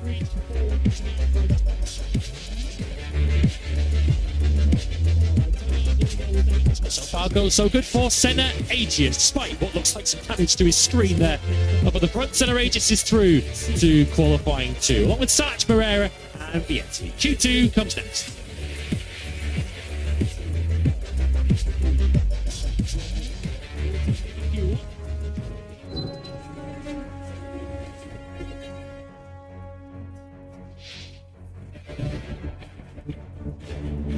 Welcome back to Losail. Welcome back to the spectacular setting of this Losail International Circuit as we gear up for the 4th Saturday sprint of the season. We're less than an hour away now, 8 p.m. local time. There you go, racing over 11 laps in Moto GP. Just coming up to 7:05 in the evening here in Qatar as we get set for the crucial Q2 session and deciding the pole sitter in Moto 2. As the moon shines brightly above our heads, providing some additional light to the artificial light, which makes this such a spectacular setting for the Qatar Grand Prix, which has so often kicked off this new season. This time it hosts round 4. We'll show you your Q2 lineup in just a moment. Senna Agius topped qualifying 1. Manu Gonzalez topped practice last night. So what are the hopes of a pole position challenge for the Intact team? Let's get some pre-session thoughts from Tom Luthi with Elliot. Yeah, great to speak to Tom for the first time this season. Tom, Senna going through there in Q1 looks more comfortable than he has done since Thailand. A couple of tough races in Argentina and Austin. Talk us through what he was saying after that session and how he's feeling. Yeah, it was not easy for him, the time, especially after Thailand, as you said. It's always, as well, a little bit the mind game, you know. He was on the podium, he did a fantastic race there in Thailand, and then he had some struggle. But okay, he finds a way back, and especially now during this weekend, he did a fantastic job. He was starting well, but not really on point. And now towards the qualifying, he's getting better and better and better, and especially much more precise. And that's what helped him now in the Q1 to make the step into Q2. And on the other side of the garage, obviously, Manu super confident all throughout the year. Obviously, what happened in America, it will put to one side now. How's he feeling this weekend? See, I spoke to him yesterday, and he sounds really, really confident of bouncing back to today and tomorrow. Yeah, he's still impressing me even quite a lot every day. I mean, he's so calm, he knows what to do, and looks like everything under control. I mean, you never can have all under control in this sport, but he's really self-confident and he's doing a fantastic job. And yeah, as you said, I mean, the wrong choice we did altogether with the tires in America, it was clear for him. Okay, it's done, it's over, you know, put it by side, focus on the next one, and he did that already actually straight after the race in America. So that's quite impressive. And now he's strong, and let's see what he can do now in this qualifying. Tom, appreciate your time. Have a great session and good luck for today and tomorrow. Thanks a lot. Thank you. Yeah, thanks very much, Elliot. Thanks as well to Tom Lutti. I think his rider Manu Gonzalez must start as the favourite for pole position. He's been first and second in the 3 Moto2 sessions that he's featured in so far this weekend. Certainly should be on course for a front row. We had some drama yesterday in Moto2 as Alonso Lopez did this to Yumu Sasaki. You would have to say slightly unnecessary, and the steward certainly had the same opinion. Alonso Lopez has got a long lap penalty for tomorrow's race, and you'd have to say deservedly so. Which will make his life particularly difficult if he's to take back-to-back Qatar Grand Prix wins. Winner of that random first race of last season, the first Moto2 Grand Prix of the Pirelli era, which left us all scratching our heads as to the race that we had just watched. But Alonso Lopez did win it, but he will to go to the long lap penalty loop if he's to do something similar tomorrow. He did say at the end of practice last night that it certainly wasn't his intention to create a collision with Yumu Sasaki, but intentional or not, that was the consequence, and it was a very difficult one for he or anyone to defend. The penalty did not come as any great surprise to certainly us in the commentary box and many others in this Moto2 pit lane. Oh, here's a rider who might well be able to produce something quite special this evening. The last 2 times that Dani Holgado has competed at this Losail International Circuit, he's taken pole position in the Moto3 class, of course. Now, it might sound far-fetched to say that a 3rd consecutive Qatar pole is a possibility for Dani Holgado, but from the evidence of practice so far, I don't think it is the silliest proposition, is it?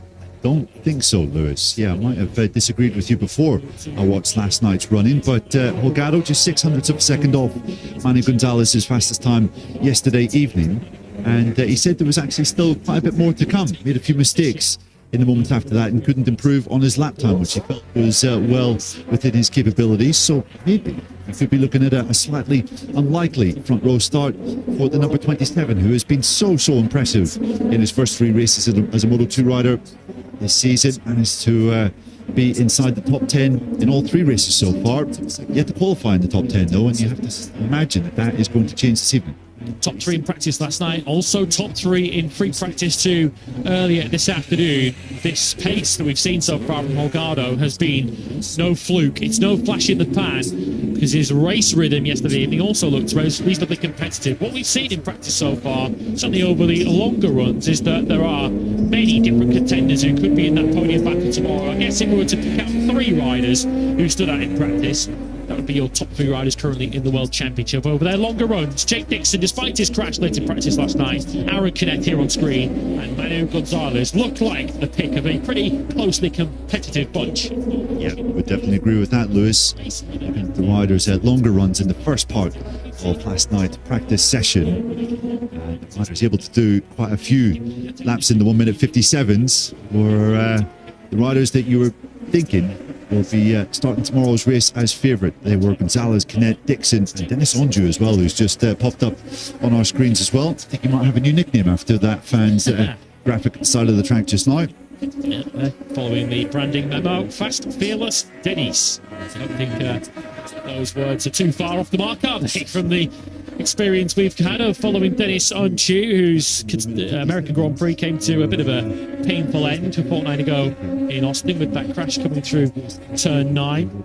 But after a tricky start to the season where we've not even quite seen the Dennis Unchu we were expecting so far, the Dennis Unchu that we saw through most of testing, looks like he's turned up to Qatar. Yeah, it certainly does look that way. I caught up with him after the first session of the weekend when he was third, and I said, looks good, and he said, don't speak to me until another few sessions have passed. He didn't want to get ahead of himself. I think there has been a case of Dennis maybe putting a bit too much pressure on his shoulders, expecting to come into the season and be fighting for victories, for podiums straight away. And that wasn't the case in Thailand. I think there was a severe case of head scratching. I asked one of his team members last night, Brian Kelleher, Irishman working down in the IO team, just what was going on. He said, if we knew, we would have fixed it by now. I think the team have been scratching their heads somewhat as well. But Denise certainly seems to have found his groove here in Qatar, which is certainly a good thing to hear. And hopefully he can start showing some of the results that we were expecting coming into this season. On board with Aaron Canet, who's flown a little bit under the radar so far in this Moto2 season.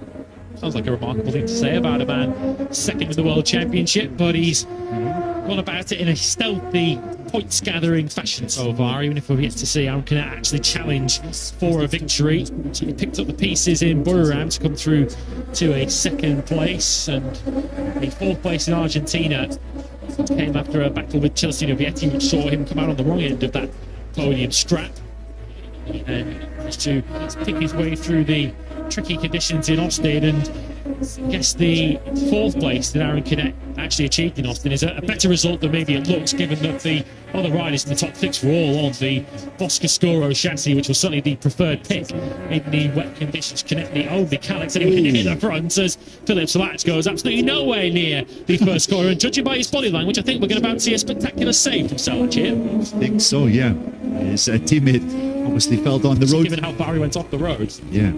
Dixon obviously crashed down there at turn 15 in yesterday evening's session, and Salat came very close to repeating that just now. As the first laps come in, Marcos Ramirez jumps up onto provisional pole. That's the weekend. Yeah, and he's quickly bettered though by Manu Gonzalez at 56.5. That is a new all-time lap record for Manu Gonzalez, who, as Thomas Luthi said in pit lane, he does not lack self-confidence, does Manu Gonzalez, and when you can pull out a 156.5 on your first lap of Saturday evening qualifying, you've got every reason to be confident. Yes, things are going pretty well. Gonzalez really has been swaggering around the paddock this weekend, and just with his actions out on track, it's like he is absolutely determined to prove that last time out in Austin was very much a one-off. Gonzalez in a sensational position, just 5 minutes into this session already, 4/10 clear of the rest. Led by Barry Baltus, who's currently in second place. We saw Baltus on the front row grid for the first time a couple of weeks ago in Austin. Is he about to go back-to-back? The Belgian, of course, finished second here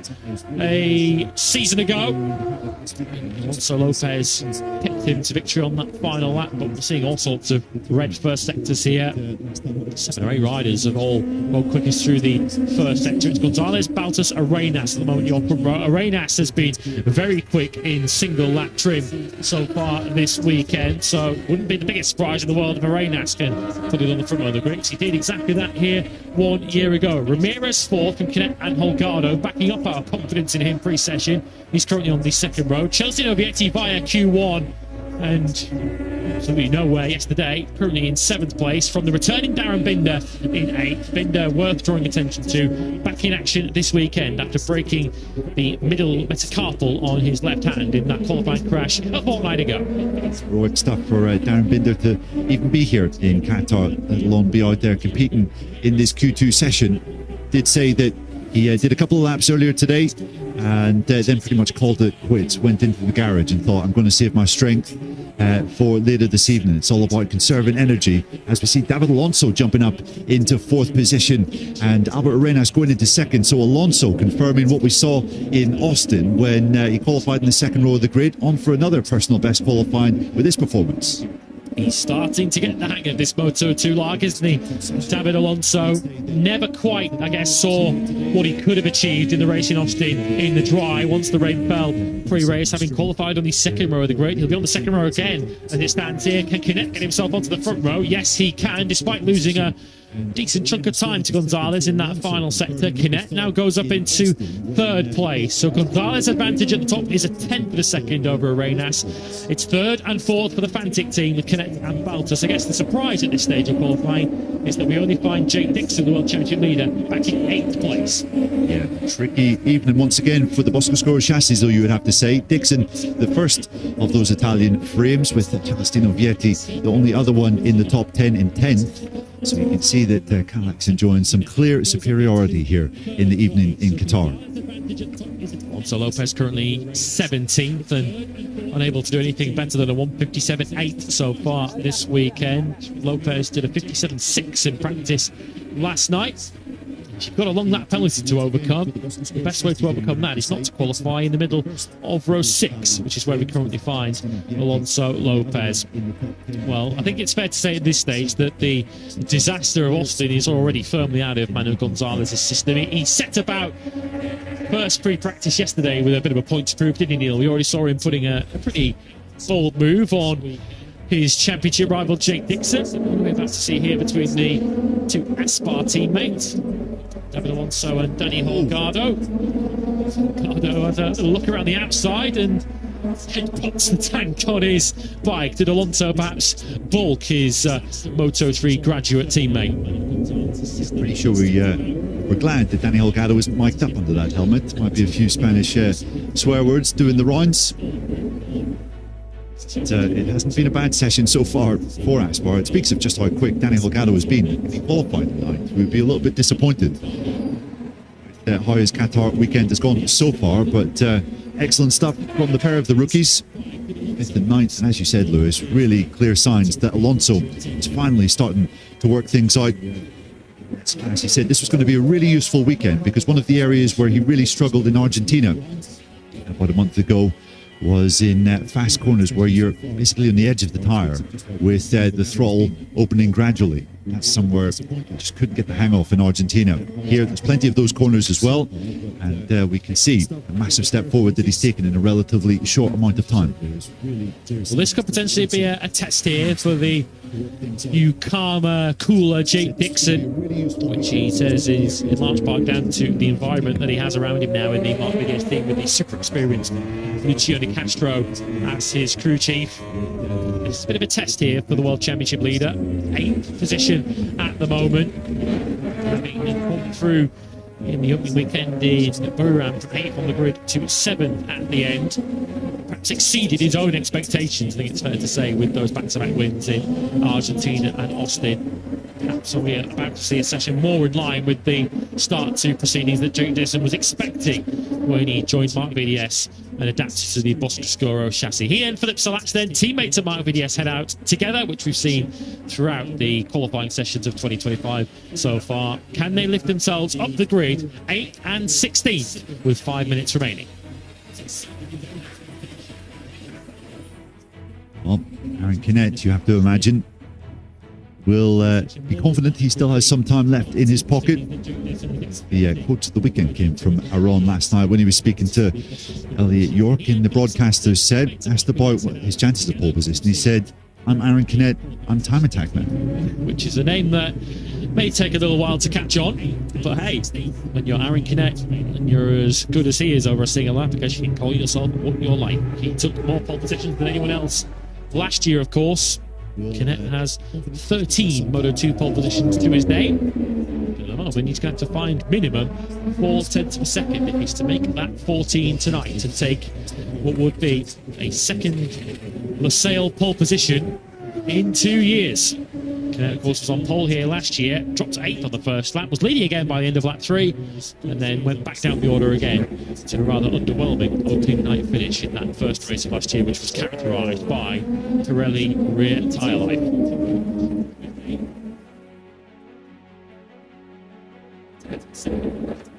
So a few riders just being held back here. A couple of minutes to play in this Moto2 qualifying session. Mira is just in a massive rush to get out on track currently. We do have red crash helmet in the first sector for Manu Gonzalez, who's content with his new lap record of 56.5. Is pretty intent on lowering that even further and raising the bar for the rest of the field.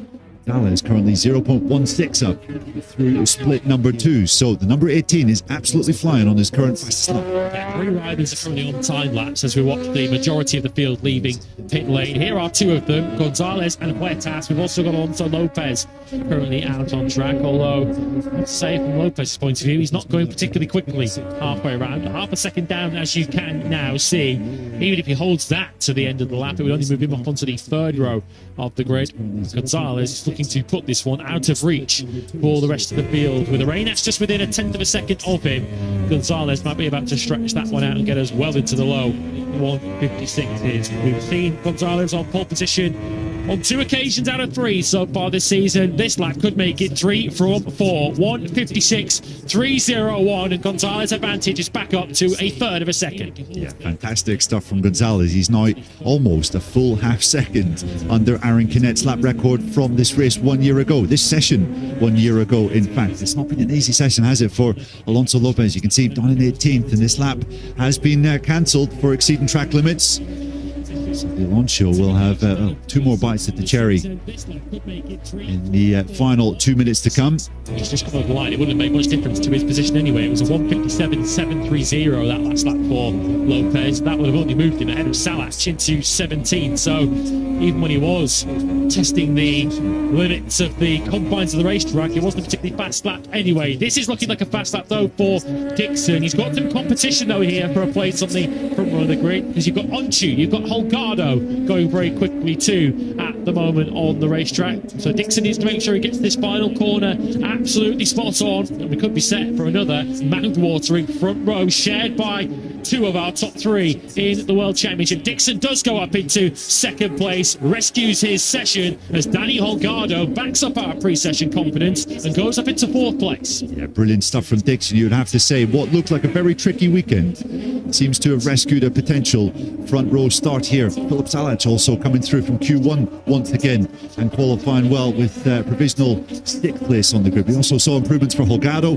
and Onju. So Holgado, Onju and Salach now your provisional 2nd row on the grid. Gonzalez is not done here. No way near it. He's continuing to improve as Dixon has closed that advantage back down again. We've got so many red crash helmets on our screens at the moment. Onchu and Dixon probably the fastest of them through that first sector. Vietti's also gone very well through that first sector. It would be just like Chelsea Vietti, wouldn't it, to move himself up the order from here. Gonzalez doesn't improve. It's another 56.3. That's still quicker than anybody else has gone tonight. Yeah, it's been a dominant performance this from Manu Gonzalez. What of Aaron Canet, however? He's lost a little bit of time in sector number 2. He's almost a 1/10 of a second off Manu Gonzalez, but if he does manage to hold this, he could find himself on the front row of the grid as well. Imagine if we had a Gonzalez, Dixon, Canet front row, Lewis. That would be a pretty mouth-watering prospect for tomorrow night's race.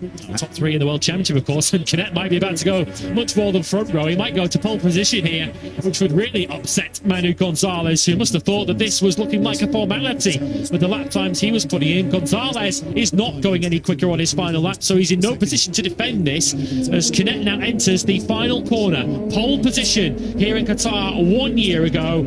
The Sunday night didn't go quite as well as the Saturday. That was a big high side there for the Honda Team Asia bike. That's Mario Anchi going down on the final corner. Canet did not go quicker than Gonzalez. He goes 3rd. So we do have the top 3 in the World Championship as it stands on the front row of the grid. And given that there are bits of Honda Team Asia Calyx all over the racetrack, Dennis Onchu surely must have been held up. He goes into 7th place. And Manu Gonzalez, 3rd pole out of 4 in 2025 is secure. Yeah, brilliant stuff then from Gonzalez. Right from the off, he was the quickest rider in that qualifying session. A real egg beater of a crash, that Mario Adji. A real shame for the Indonesian. He gets launched over the Honda Team Asia bike, exit of turn 16. That is one that is certainly going to hurt tomorrow morning when he wakes up. Indonesian. The session is over, Neil. Sorry to interrupt, but they have thrown out a red flag there just to warn any other riders who were coming through on a final flying lap. Understandable, given that Mario Adji was crawling away from the scene of that crash. A heavy landing for the Indonesian, who will be 17th on the grid tomorrow. So the session is ended there and then. But just about everyone has completed their final flying lap, and Manu Gonzalez has backed up his practice promise with a pole position. We do get the front row that we were hoping for, Neil. The riders, first, second, third in the World Championship, have all secured a place on the front row of the grid. Yeah, you were saying this session was going to be a real test of this new calm mindset that Jake Dixon has adopted for 2025, and you'd have to say it's another occasion when he's passed it with flying colours. Dixon overcoming some adversity and some difficulty with another front row start, but it's all about Manu Gonzalez, and we're going to pass it on to Elliot, who's managed to grab hold of his team boss, Jürgen Ling. Yeah, I have, Jürgen. A great job from Manu to banish the demons from the Americas GP, to stick it on pole and look so confident this weekend. How is he feeling in that session, and how is he feeling for the race tomorrow? Yeah, as you had said, he feels very good. He's riding smooth and fast, and we are really looking forward for tomorrow. We have to keep calm and keep focused, but I have no concern. It will be a good race tomorrow. Congratulations. Thank you. Thanks very much, Elliot. Thanks as well to Jürgen Ling, and that is a team manager. Sounds very confident of his riders' chances for fighting and securing victory tomorrow evening. Gonzalez has been untouchable. It's been first or second in every session he's competed in so far. 3 first places from 4 sessions. How about that for dominance? And for Celestino Vietti, well, it wasn't quite the ultra impressive recovery that we've seen on previous occasions, but he did at least get himself into qualifying 2 and up onto the 5th row of the grid. 14th place for the Italian. Well, like Manu Gonzalez smiled. 3 pole positions out of 4 in 2025. Gonzalez, Dixon, Cadet, the top 3 in the World Championship, are on the front row of the grid together tomorrow. Albert Arenas, who's been strong all weekend, 4th on the grid ahead of Danny Holgado, a fine 5th, and Zonta van den Gorberg, 6th place for him, 2nd row for the 2nd weekend in a row. Dennis Unchu, 7th ahead of Philip Salach and Barry Baltus. Ramirez completes the top 10, with Alonso relegated in the end to 11th. Pereira joins him on a South American flavoured row 4. Ceneragius will head row 5 ahead of Vietti and Binder. Huertas 16th ahead of Mario Maggi after that big high side late on in the session. We hope he is fitted up to start the race tomorrow.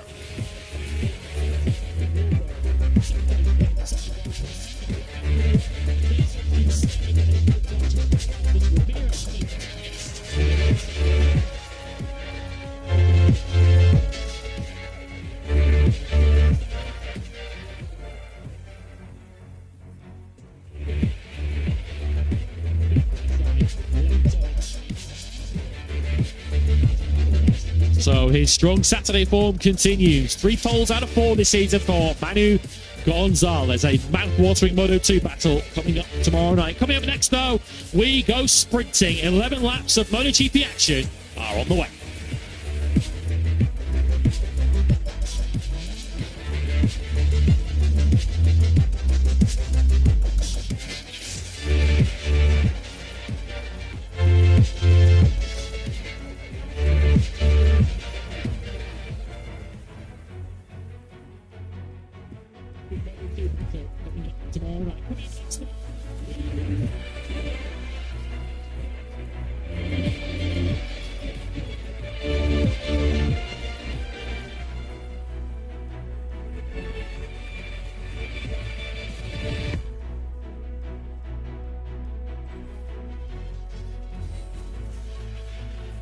The sun has gone down, but it's time to turn up the volume on Sprint Saturday in the Grand Prix of Qatar. We're back on the Arabian Peninsula for the 21st year as Marc Marquez looks to dazzle under the sail lights to make it 4 sprint wins out of 4 in 2025.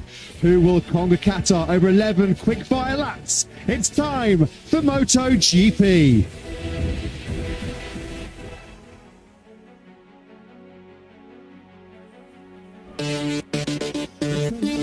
First on the calendar 21 years ago now. Where has that time gone? Built in 2004. 16 corners, 10 right, 6 of them left. 5.38 kilometers in length, 3.34 miles. And Marc Marquez set a new all-time lap record in a dramatic Q2 session earlier on this afternoon. Hard braking into that first corner. We saw Pecco Bagnaia crash decisively in turn 4 in that thrilling Q2 session earlier on today. And then there's always drama through 15 and 16 at the conclusion of some of our recent Qatar Grand Prix. Turn 11 is where the Michelin tyres get their biggest workout. Overtaking hotspots, plenty of them. Turn 1, turn 6, the only first gear corner on the track. And what about this? This was Pedro Acosta lighting up Losail on his Grand Prix debut 12 months ago, passing Marc Marquez at turn 1. In that thrilling Q2 session.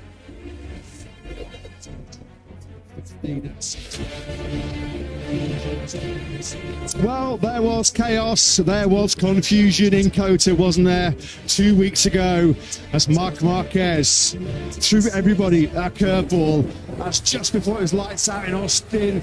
He ran into the pit lane, followed by a whole bunch of riders. A restarted Qatar Grand Prix with 19 laps, saw Marc Marquez well over 2 seconds clear when disaster happened. His first big mistake as a factory Ducati rider, crashing out the lead for the 3rd time in the last 5 years in Austin. Pecco Bagnaia taking the big present, his first win of 2025. That sees him regain lost ground in the early championship battle. But as we come to Qatar for round 4 in this year's MotoGP World Championship, we have Alex Marquez on your screens there as the MotoGP World Championship leader for the very first time. He is 1 point clear of elder brother Marc Marquez in what's already a super tight early championship chase. As we mentioned, the sun has set, and we are now set for one of the biggest spectacles on the MotoGP calendar. There is nothing quite like this special sight. There is nothing that really does come close to matching the unique build-up under the lights here at the Losail International Circuit in Qatar. As we go sprinting over what we hope will be 11 pretty nail-biting laps in what, just under half an hour's time. We're due for lights out after it's lights on here in Doha at around about 8 p.m. local time, where for the 4th race in a row, his golden streak in Q2 sessions as a factory Ducati rider continues. Having taken pole position in Thailand, pole position in Argentina, pole position last time out in Austin, he has made it 4 from 4. Marc Marquez on pole position. You'll need to be quicker than that bird, I'm sure, around Losail tonight. Enjoying a bit of the calm before the storm, because it's going to get very loud, very noisy here in Losail. We're just on the outskirts of downtown Doha. Qatar, one of 8 Asian countries to have hosted a Grand Prix. It's been such a popular stop off on our Grand Prix schedule since it first arrived on the calendar back in 2004. Marc Marquez then on pole position, the first rider in 11 years since he did it himself to take pole in the first 4 Grand Prix since 2014. Alex Marquez joins him on the front row of the grid. Happiness on one side of the Ducati Lenovo team garage, but disappointment and frustration and a lot of work to do over our 33 race laps here in Qatar as Pecco Bagnaia crash. He was already sitting 9th place. Under pressure he was towards the back end of that Q2 session earlier on when he took a pretty high speed tumble at turn 4. But the outcome of that means Bagnaia finds himself marooned down in 11th place, middle of the 4th row of the grid. His lowest qualifying in 29 Grand Prix since he was 13th on the grid in Mandalika in 2023. A little footnote to that one, he did actually come through and win the Sunday Grand Prix in Lombok. It's Matt Burt and Lewis Silverby in the commentary box talking you through all the action and the build-up here in Qatar. Jack Appleyard down in pit lane as our MotoGP World Championship leader. New territory this for Alex Marquez as he comes into the BK8 Gresini Racing garage. He has got it all on though, Lewis, to stop Marc Marquez. Marc, 4 poles from 4 rounds so far in 2025. He's unbeaten in our 3 previous sprints. And once again, we have to say he is the pre-sprint favourite once again here in Doha. That is why he looks so relaxed as he strolls into the back of the Ducati Lenovo team box. He said coming into this weekend, this is the first weekend where I expect, certainly based on history, to be chasing Alex Marquez and Pecco Bagnaia. His historically, they are faster than me here at Losail, but no, it was faster than Marc Marquez in qualifying earlier on today with that blistering 150.499 to take pole position away from his younger brother by a tenth of a second. A sprint win is up for grabs between the Marquez siblings tonight, and of course, as you say, with it, the World Championship lead. If Marc Marquez does win tonight's Saturday night sprint, he will wrestle back the World Championship lead. Jorge Martin, delighted to stay here this weekend in Qatar. The world champion is finally in action, sporting the #1 plate on the factory Aprilia. As Frankie Morbidelli greets a few fans outside the VR46 racing garage. Only rider in sprint history to win 4 sprints on the spin is our reigning world champion Martin. Well, that is a record that can be matched tonight by number 93. Sprinting into the back of the VR46 garage for our 11-lap sprint goes Frankie Morbidelli. His best qualifying in 5 since the Sepang Grand Prix Malaysia at the tail end of last season. And the boss is here, ready to see what Frankie and Fabio Di Gianantonio can deliver in this sprint. Morbidelli at 4th place on the grid. He was only 500ths away from a front row. Fabio Di Gianantonio 1 place further back in 5th, and a small pocket of yellow-clad 46 fans here to see the Doctor in Doha. They'll be pleased with what they saw from the VR46 duo in qualifying earlier on. 4th and 5th for Frankie Morbidelli and Fabio Di Gianantonio. Valentino looking perhaps more tense and pensive than he did before any of the many MotoGP races that he started, including several that he won around this Losail International Circuit. From one former world champion to the current world champion, we welcome back Jorge Martin, who will go racing for the first time in 2025 tonight. Both previous TISO sprints have been won by the rider on your screens. It would take something truly heroic, even by Jorge Martin's high standards, to make that 3 this evening. In many respects, he's already won with the achievements that he put in qualifying earlier on today. Jorge Martin starts 14th on the grid. Yeah, isn't it phenomenal? Fantastic to see Jorge Martin back in the saddle on the factory Aprilia, having done just 13 laps before he had that vicious double high side in Sepang at the start of February. Already performing some heroics on Sprint Saturday here in Doha is the rider on your screens, the 25-year-old Frenchman Fabio Quartararo. No wonder the French fans are looking happy. No wonder they're in full voice here in Doha. Quartararo, a sensational 3rd fastest in that qualifying with a 150.759. Quartararo's first front row in 53 Grand Prix. His last front row, you have to go all the way back to the Dutch Grand Prix in Assen, right in the middle of 2022. Absolutely outstanding performance once again. We thought 6th place last night was good. He was actually 3rd in FP2 this morning as well. Quartararo's been absolute class in Qatar. Well, he was absolutely extraordinary on the Saturday in Austin, wasn't he, when he finished 6th on the Yamaha in the sprint. The only rider really able to do anything about the fleet of Ducatis at the front of the field on that particular Saturday. He looks the likeliest challenger to the Ducatis here as well. In between, the Marquez brothers right up ahead of him and the VR46 duo right behind him. Quartararo, of course, will be looking to try and stay there for as long as he can, but it is good to see that pace that we saw in testing from Quartararo in Sepang when he was up inside the top 3, clearly his single lap pace has well and truly been fixed at Yamaha. That clearly was no flash in the pan, and we are seeing Quartararo back towards the front of the grid here again in Qatar. The question tonight, though, is whether he can stay there. Assen 2022 was his last front row, as he mentioned. Assen 2023, the scene of his one and only sprint podium finish.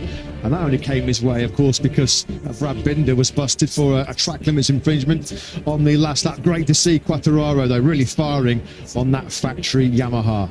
All 3 sprints so far have been Marc Marquez, Alex Marquez, Pecco Bagnaia 1st, 2nd and 3rd.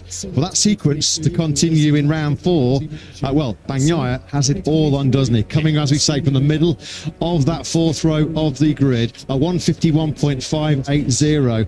Over a second he was adrift of Marc Marquez. Of course, it was a disaster in Doha when he crashed at turn 4. What about Honda? Their best representative in this sprint on the grid is Johan Zarco in 7th place. factory Honda rider Luca Marini starts from 15th. We thought there might be some mitigating circumstances for Joan Mir, languishing down in 21st place on the grid. Mir, unfortunately, has had to withdraw from this 11-lap sprint. A nasty bout of gastroenteritis coming the way of the 2020 World Champion. Let's get the bang-up-to-date latest news with factory Honda boss Alberto Puig, who's with Jack. Yeah, good evening to everyone at home. I wanted to come and grab a word with Alberto just to explain what's happened with Joan and why he's not participating in the sprint. Can you just bring us up to speed? Well, he was really not feeling well at all, but the thing that was that this last night, he was already sick. He was in the toilet a lot and not feeling so well, but okay, in the morning, more or less acceptable. He went on the bike, but we could feel that his face was changing color, and after when the qualifiers were finished, he was exhausted in the chair. I said, sorry, I'm completely dizzy, so we went to checking with the doctors, and I mean,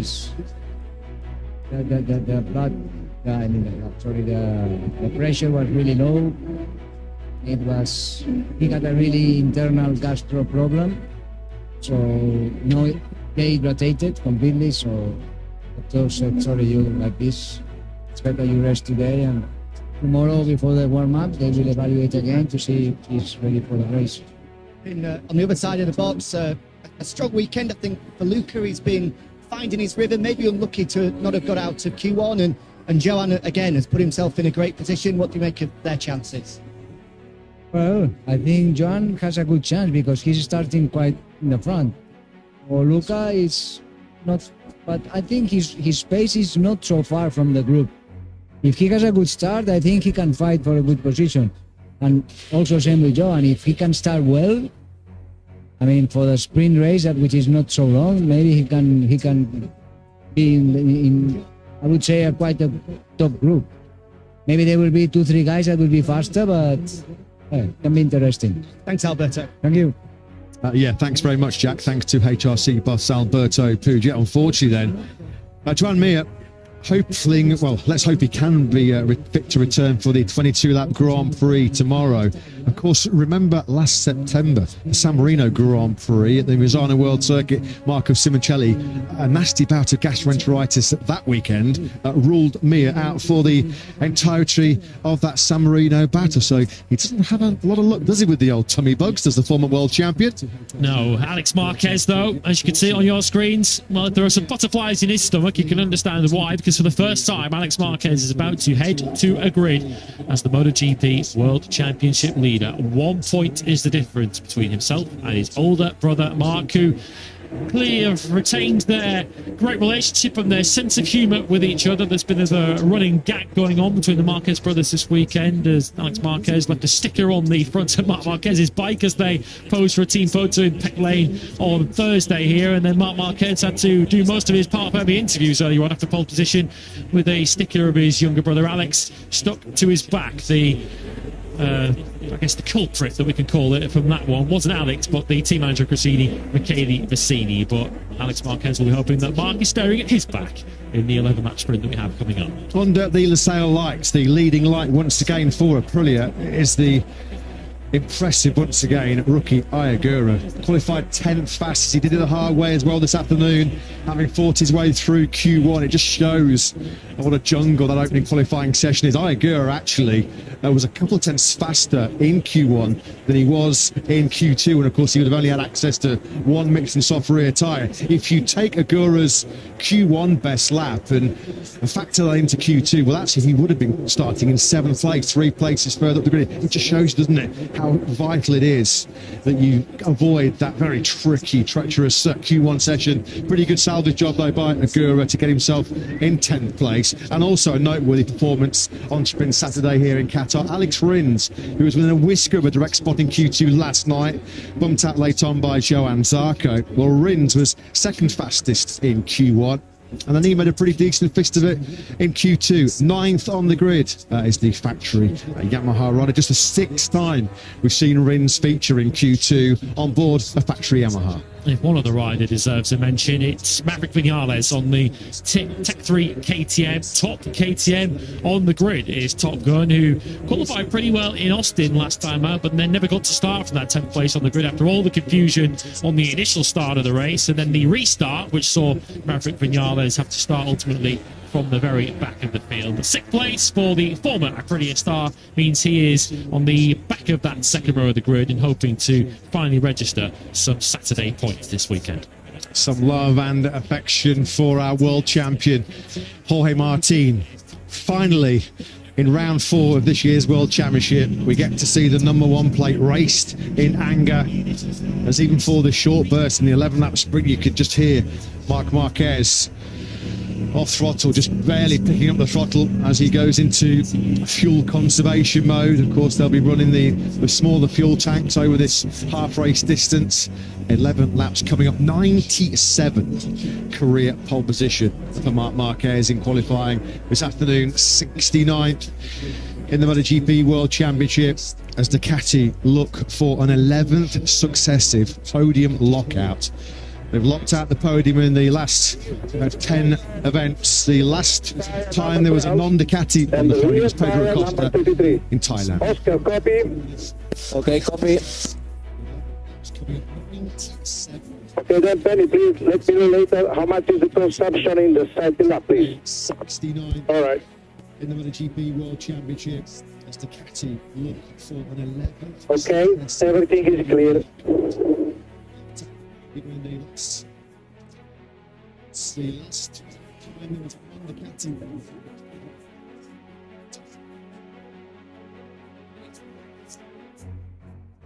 So Aprilia getting set to welcome for the first time Jorge Martin to the grid. There is the Martinator. There's the #1 on the back of that helmet. Max Biaggi, of course, the Aprilia ambassador on site. I'm sure offering a few late words of encouragement to the Martinator. He hasn't had this sort of nerve-jangling feeling, has he, since last November, where he really was under the cosh, where he really was nervous and tense going into that Solidarity Grand Prix weekend, where it was all on the line between himself and Pecco Bagnaia for the World Championship. Pecco Bagnaia knows that he's going to have to produce some more first-lap pyrotechnics both tonight and tomorrow if he's to have any hope of getting on terms with his teammate and the current championship leader, who start together on the front row of the grid. We saw signs of that returning for Pecco in Austin last time out when he came from 6th on the opening lap to lead as early as the very first corner, getting all the way to the front of the field from 11th on the grid. Does feel like a tall order, but this is Pecco Bagnaia, who has, as I say, made a habit of storming through the field on the very first lap. One thing's for sure, though, Marc Marquez from pole position is not going to be waiting around for his teammate. Spent all season, hasn't he, Bagnaia, chasing that confidence-inspiring front feeling. How much of that evaporated when he took the front at high speed going into turn 4 in Q2 earlier on today? Well, this is a very familiar feeling, isn't it? It's almost a P1 in qualifying that's reserved right now for number 93. As you mentioned, he has not been bested so far in a Q2 session in 2025. When he has qualified on pole so far this season, he has followed up his Saturday morning or Saturday afternoon brilliance with a sprint victory. What about Alex Marquez? I wonder if Alex can finally break this run of 6 successive second places.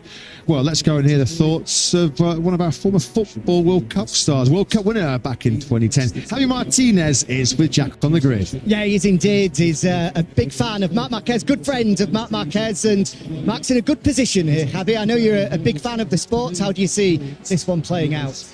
I love MotoGP. It's a big pleasure to host the race here. It's an amazing feeling to be here in the paddock with the bikes, with the pilots. I hope today Marc has a good result. He did very well in the quali, and I think this year is the biggest favorite. Great to see you here. Enjoy the race. Yeah, thank you very much. Yeah, thanks to Javi Martinez. Thanks to Jack there down on the grid. grid, and as we mentioned, your front row, the Marquez brothers with Fabio Quartararo, third place in the factory Yamaha. A few struggles further down the field. Jack Miller's been a bit under the weather this weekend himself with a bit of gastroenteritis. The Aussie, 5th last time out in the Grand Prix of Qatar, 16th on the grid. And Brad Binn's had a real tough weekend, 18th for the 29-year-old South African, 2nd in the sprint here last year, 2nd in the Grand Prix. We haven't seen Binder qualify in the top 10 in the last 5 Grand Prix. As the Doctor, the 9-time world champion, one of the best to ever do it. So many people see him as the GOAT, the greatest of all time. It is always fantastic, isn't it, to see Valentino Rossi coming to support a number of riders, not just, of course, Morbidelli and Fabio Di Antonio, but his army of VR46 Academy riders as well, featuring the likes of Pecco Bagnaia, Luca Marini and Marco Bezzecchi, who could do with a few words of encouragement from Valentino. Pecco Bagnaia could do with some words of encouragement too. Remember Valentino Rossi's last win here just 10 years ago under the lights. That came from reasonably deep on the grid. Pecco Bagnaia has certainly got his work cut out. Well, we're looking at Fabio Quartararo on screen. His crew chief's been a bit under the weather too so far this weekend, but Diego Gabellini is back by Fabio's side, and he's now talking to Jack. Diego, a brilliant result in qualifying for Fabio. What can he now do in the sprint? Difficult to say. The pace is good, but it's not that good like in the quali. So let's see. We have to do a good start and try to be there with the best guy in front as much as possible, and then let's see. Thank you. Good luck. Yeah, thanks, Jack. Thanks to Diego Gabellini, Fabio Quartararo's crew chief. You feel the start and the first couple laps all important. Fabio Quartararo, if he can hang in there with that gaggle of Ducatis that he's surrounded by, and you feel that he's perhaps has got an outside chance, a bit of an outside flicker of hope for just his second sprint podium, as Lewis mentioned. Somebody who really caught the eye in Q2 earlier on today was Maverick Vinales. Well, let's go and hear from his crew chief, Manu Casa, who's down with Jack. Yeah, he's just at the moment doing a couple of instructions for the team. Manu, brilliant job by Maverick earlier. Clearly the best KTM in qualifying. What's the plan for the sprint? Well, we are learning. We are in a learning stage, so we are finding the feeling with the bike. He's riding as he likes to ride. So now is the first time we are close to the front guys, and we see. We are doing a different rear tire choice. This usually I don't like much, but this what it is today. So we see today, and then we prepare well for tomorrow. Thanks, Manu. Good luck. Yeah, thanks, Jack. Thanks to Manu Casa, Maverick Vinales, crew chief. A winner, of course, here in Qatar in the Grand Prix on debut for Yamaha in 2017. He also was victorious here back in 2021, throwing a Moto 3 success here as well, previously in Qatar. Only Jorge Lorenzo, Casey Stoner and Valentino Rossi, some trio that, have won more Grand Prix here in the sale than Maverick Vinales. Well, the footballing superstars on the grid, that's Marco Verratti, who will be waving the checkered flag at the end of this 11-lap sprint, so you'll see more of him a little bit later on. Of course, the most recent World Cup took place here, and if you look back over Pedro Acosta's shoulder, you might not see it from here, but in the distance out of the final corner, you can see that spectacular Lusail Stadium, which hosted that memorable World Cup final 3 years ago. So we put our own Jack Appleyard in our footballing superstars down on the grid here ahead of this sprint this afternoon. As we mentioned, it is a slightly depleted field. If you are just tuning in for the first time ahead of this 11-lap sprint here in Qatar, Joan Mir has withdrawn from tonight's sprint, we hope only with a nasty bout of gastroenteritis. So Marc Marquez on pole for the 4th race in a row. A lot of work to do for Pecco Bagnaia from the middle of that 4th row. Let's get the thoughts of their boss, Davide Tardozzi. He's with Jack. Davide, 4 poles in a row for Marc. I think he's a big favourite for 4 sprint wins in a row, but let's touch on Pecco. How important is this sprint, and what can he salvage from row 4? For sure, if you have a good start, I think that he can fight also for the podium, but it means that you have to overtake a lot of riders on the first and second lap, because I'm sure that Mark and Alex will push very hard from the beginning, so it will be difficult to stay with them in the end of the race, but at least a third, I think, a position that could be a catch. Thanks, Davide. Thank you. Yeah, thanks, Jack. Thanks to Davide Tardozzi. He has given himself a mountain to climb, hasn't he? Bagnaia from that lowly 11th place on the grid. You do feel if he is to have a chance of being in the podium battle late on in the sprint, he's going to have to be sort of inside that top 6 at the end of the first lap, certainly latest end of a lap 2. We know, we've traditionally seen how aggressive he can be off the line and into the first corner as he gets himself ready for combat here then in Qatar. Ayagura. Not sure that he really needs the sunglasses at this time of the evening, but the lights are pretty bright here, to be fair to him, as he just gets himself fully in the zone and ready for the sprint. Up-to-date tyre information has just come through from Michelin. Bit of a 50-50 sprint between the medium and the soft rear tyre. The riders who've gone for the soft rear tyre are the Hondas, the KTMs, and 2 of the Yamahas, Alex Rins and Jack Miller. Everyone else on the grid is on the medium rear tyre. That includes our World Championship leader. What a time it is for Alex Marquez and the BK8 Gresini Racing team, who tomorrow night, of course, will be hoping that there's a familiar trend, a pattern that can follow for Alex Marquez, with Enea Bastianini and Fabio Di Gianantonio taking their first ever MotoGP victories here in Qatar for the Italian squad. Will Alex Marquez, in about half an hour's time, still be in control of the 2025 MotoGP World Championship? Or will it be back in the hands of number 93, who is searching for a quartet of sprint wins already in 2025? Marc Marquez, he has had 16 previous sprint podiums as the BMW safety car then peels away from the front of the grid through the first corner. Let's hope the field get through there safely. It'll be lights out in about 2.5 minutes time. There he is, Mr. P2 in this year's MotoGP World Championship, and guess what, he's qualified in P2 as well. Fabio Quartararo then, a stunning lap time in Q2 earlier on this afternoon, puts him on the front row for the first time in nigh on 3 years. Alex Marquez trying to protect that 1-point lead in the MotoGP World Championship. He's starting on the front row in all 4 Grand Prix so far this season, but proving once again he is the rider to beat. 4 poles out of 4 in 2025. Launching away from the front of the grid, he's Marc Marquez.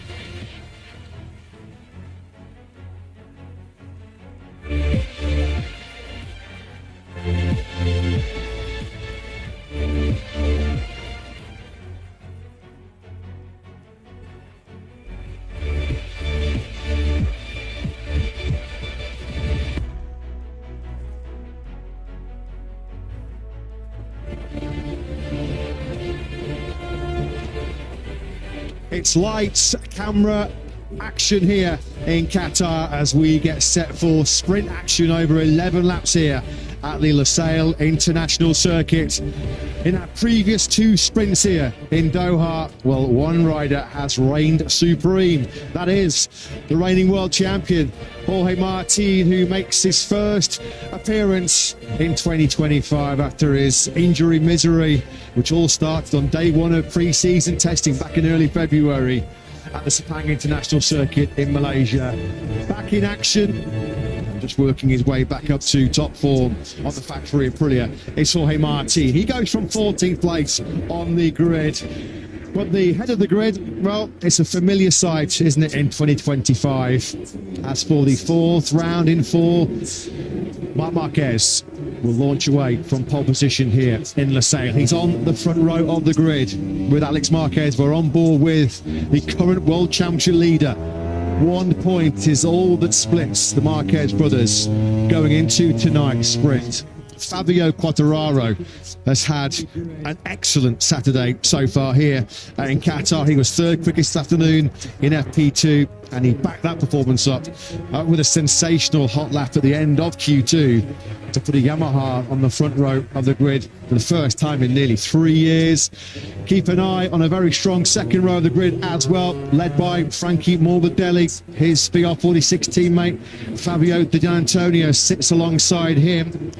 One sprint podium in his career so far for Digia, and that came right here in that unforgettable Qatar Grand Prix weekend of 2023, where, having taken the sprint podium on Saturday night, he went even better and beat this man Pecco Bagnaia in a pretty nail-biting end to the main Grand Prix. We're going to be keeping very close eyes, aren't we, on Pecco Bagnaia's recovery ride as he fires away from 11th place. Haven't seen the double MotoGP world champion that far back in the MotoGP grid for, what, a good 18 months or so. 11th he goes, in between Ayagura, Hopper Aprilia on the grid in 10th place. Pedro Acosta will probably a little bit disappointed to find himself at the back of that Q2 session earlier on today on the factory KTM. 1.1 seconds away from Marc Marquez's pole time. As the field then about to complete their warm-up lap here, as we get set for our first duel in the desert in MotoGP 2025. 93 and 73 locked together on the podium in so many sprints and Grand Prix already so far this season, locked together at the top of the World Championship, and once again together, side by side, shoulder to shoulder on the grid for this 11-lap sprint here then, under the lights in the sail. Can Marc Marquez continue this golden streak, this purple patch on Saturdays in 2025? 4 poles, 3 sprint wins, as he looks to bounce back from the disappointment of blowing the lead in the Grand Prix in Austin 2 weeks ago. A factory Ducati on pole, a factory Ducati on the 4th row of the grid with Pecco Bagnaia starting 11. Green flag waves at the back. It slides out and we're racing in the sprint here in Qatar. It's a really good launch away from pole position by Marc Marquez on the 93. He's going to get the pole shot. Fabio Quartararo aggressive, trying to be aggressive on the inside of Alex Marquez on the Yamaha into turn 1. It's as you were. The Marquez brothers first and second, Quartararo third. Morbidelli slotted in there in 4th place on the 21 bike. Pecco Bagnaia didn't appear to make much progress off the line. Wasn't a great start from Bagnaia. He's trying to go around the outside. He's now back with Fabio Di Gianantonio, who's had a shocking first lap. Bagnaia comes to the first sector in 9th place. Oh, Fermin Aldeguer's got his elbow sharpened. Aldeguer going full send through turn 4 on Frankie Morbidelli. Aldeguer, his first top 10 on the grid, started 8th. He's up there in P5. Vinales is trying to change that as he now makes that 6th place. Aldeguer is surrounded by some ultra experienced MotoGP racers, but boy, is he doing a good job on this first lap. He now sits in 7th place. Yeah, it was a horror start for Digia, down from 5th on the grid to 8th. He was through the first sector, not the start that he was looking for at all. Mark from Alex Marquez at the front of this sprint. Oh, I thought through 10 there, Alex was going to line up a move on Mark. It wasn't good starters. Sarko leans on Aldeguer through turn 10. Now it's just all about managing the throttle. Wheel spin city here through this long radius left-hander of 11. Well, Aldeguer passed Sarko later on. Morbidelli looked like he was way wide there at the front of the picture coming through turn 12, so he might have lost 4th place to Maverick Vinales, which is allowing that top 3 to build a bit of a buffer out from. We're on board with Pedro Acosta looking at Pecco Bagnaia. Morbidelli did hold on to that 4th place. Good news for Vinales fans, he has made a clean start. We know how good the KTM is launching off the line. How many times did we see Vinales qualify well on that factory Aprilia and then just miss the start completely as Bagnaia picks up the Gianantonio into the final corner? Vito, of course, had a right battle royale for the Grand Prix victory here 2 years ago. So over the line we go. Bagnaia already into the point scoring places as Alex Marquez with the slipstream, fighting fire with fire here, and he's got the inside line, and the world championship leader hits the front in this sprint. There's instant retaliation though from Marquez. The siblings shoulder to shoulder through 1. Just behind them, Frankie Morbidelli blitzed past Fabio Quartararo on the main straight. Exactly what Quartararo must have feared, with Ducati in front and behind him on the grid. But the battle is certainly joined here between the Marquez brothers for the lead and for the World Championship lead. Top job this by Alex. He knows he has to find a way just to try and break, try and disrupt Mark Schwither at the front of this sprint. on board then now with Alex Marquez. Marc Marquez would take back the lead in the World Championship by 2 points. Of course, 12 points you get for the sprint victory. Here they are then, the Marquez brothers. How many times have we already seen this so far in 2025? Having Morbidelli's got through on Fabio Quartararo at the start of this second half. So now what can Morbidelli do about hunting down the 2 Ducatis ahead of him? Well, Alex Marquez once again very strong there through the right-hander of 9, brings him right up to the tail of Marc Marquez into 10. Maverick Vinales now looks like he's having a look at Fabio Quartararo in their battle now for 4th place. Pecco Bagnaia, though, has had a tough second lap. Acosta already passed him, and now Gian Antonio's back past him. Bagnaia back out of the points. Quick check on reigning world champion Jorge Martin. His first competitive race action of the season. He's doing a really good job, actually. Martin up a couple of places from 14th to 12th. Morbidelli. Well, we saw he had brilliant one-lap pace last night when he was fastest here on day 1. He was just off the front row of the grid by a whisker in Q2 this afternoon, and now he's really getting his teeth into the Marquez brothers ahead of him. Looks like it will be Marc that will lead at the end of lap 3. Morbidelli then is the quickest rider on circuit, a 1:52.128. This time round, Alex not close enough to attack Marc on the brakes into turn 1 at the start of lap 3. The rider that to keep a close eye on is Morbidelli there in 3rd. Quickest rider here in Doha. Bagnaia, there he is now under pressure from Ayaguri at a 53.5, second and a quarter slower than the leaders. He was overtaken by both Acosta and Gian Antonio, and we've seen Bagnaia holding off Agura in sprints already this season, but neither of them are in the points right now. Well, he's in danger here. Agura goes on the inside of him. Now, that's a brilliant move, isn't it? Certainly not lacking confidence, is he, at all on that track house of Brilliant. Agura is going from bad to worse here for Pecco Bagnaia. He has now got Jorge Martin. Now, this was not in the script, was it, at all? Jorge Martin on his return 4 months off a MotoGP bike, and he has just passed his big nemesis of the last 2 or 3 years. What is going through the head right now of Pecco Bagnaia? Because this has gone horribly wrong. He's now back in 12th place, passed by Martin. There must be some sort of problem with that Ducati, either with the motorcycle or with the confidence of the rider sitting on it, because we're not used to seeing Bagnaia as Martin nearly has a problem on the front end there coming through turn 10. Bagnaia going backwards at a rask rate of knots so far in this sprint, and any hope of points are slipping away quickly. Well, he came in this sprint just 12 points off the summit of the World Championship. That disadvantage is going to almost double here. If he stays as is, he'll be 23 points behind Marc Marquez. A real damaging night here in Prospect in Doha, isn't it, for Pecco Bagnaia? He's got his hands full now, keeping another factory here brilliant behind him. Marco Bezzecchi, fancy nibble at him on the brakes in the final corner. There's no way through, but Jorge Martin, take a bow. This has been sensational by the reigning world champion. His return to action just outside the top 10, trying to close in on Ayagura as the top of Aprilia. Further back then, the gap between Marc and Alex at the front, just under a quarter of a second. Frankie Morbidelli about the same distance back then from Alex in 3rd place. Fabio Quartararo is resisting the constant pressure from Maverick Vinales on the factory Yamaha. Quartararo remains in 4th. Bagnaia has come back past Jorge Martin into turn 1. Ducati power versus Aprilia power. So Jorge Martin, who of course has had the benefit of that Ducati power up until now realising what he's missing as Bagnaia goes back through into 11th place. I wonder what Jorge Martin would have said had you told him here on Thursday night that you'll be passing Pecco Bagnaia in the early part of the sprint here on Saturday night. I think he would have laughed you out of the paddock. More kudos, though, to the world champion, who's just ahead of Brad Binder. There is Ayagura, who's doing another sterling job, isn't he? At the moment, just outside the point-scoring places, he's got about a second to bridge to Fabio Di Gianantonio, who's having a pretty miserable sprint here so far, is Digit. That's a lovely move, isn't it? Is it going to work? No, they're going to lean on each other, aren't they? The 2 youngest riders in the MotoGP field.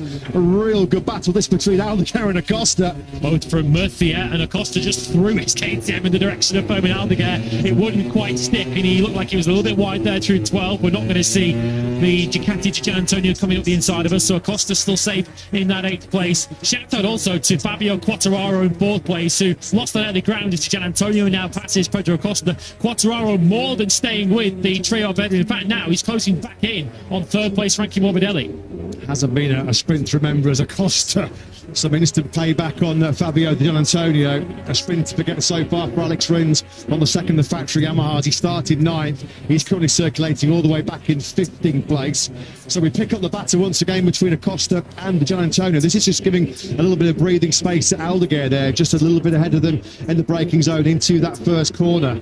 How good is Acosta on the brakes on that KTM into turn 1 to hold at bay that Ducati, although he runs a little bit wide through turn 2, and seizing that gap was the Gianantonio. This, though, is costing him time to Aldeguer, who's just shrieking away ahead of them in that 7th place. Yeah, Aldeguer did a 53.0 last time around. Every rider up ahead of him were lapping in the 152s. Weirdly, Bagnaia got back down into the 52s last time around, a 152.8. So what on earth was going on with him in the first couple laps? Of course, we did see it in Austin, didn't we, a couple of weeks ago? After that incredible first lap, from laps 2 to 4, he was way up the pace before his pace suddenly picked up again. Are we seeing a similar story here with Bagnaia, albeit further back down the field? We saw Aldeguer charging his way through the field in the Grand Prix in Qatar before he bit the dust late on. He's just past Jean Zarco for 6th place on the road here in Qatar. And just look how quickly he's gapped the LCR on the rider as well. Once again, once he finds his rhythm after the first couple of laps, once he's got temperature in the tyres,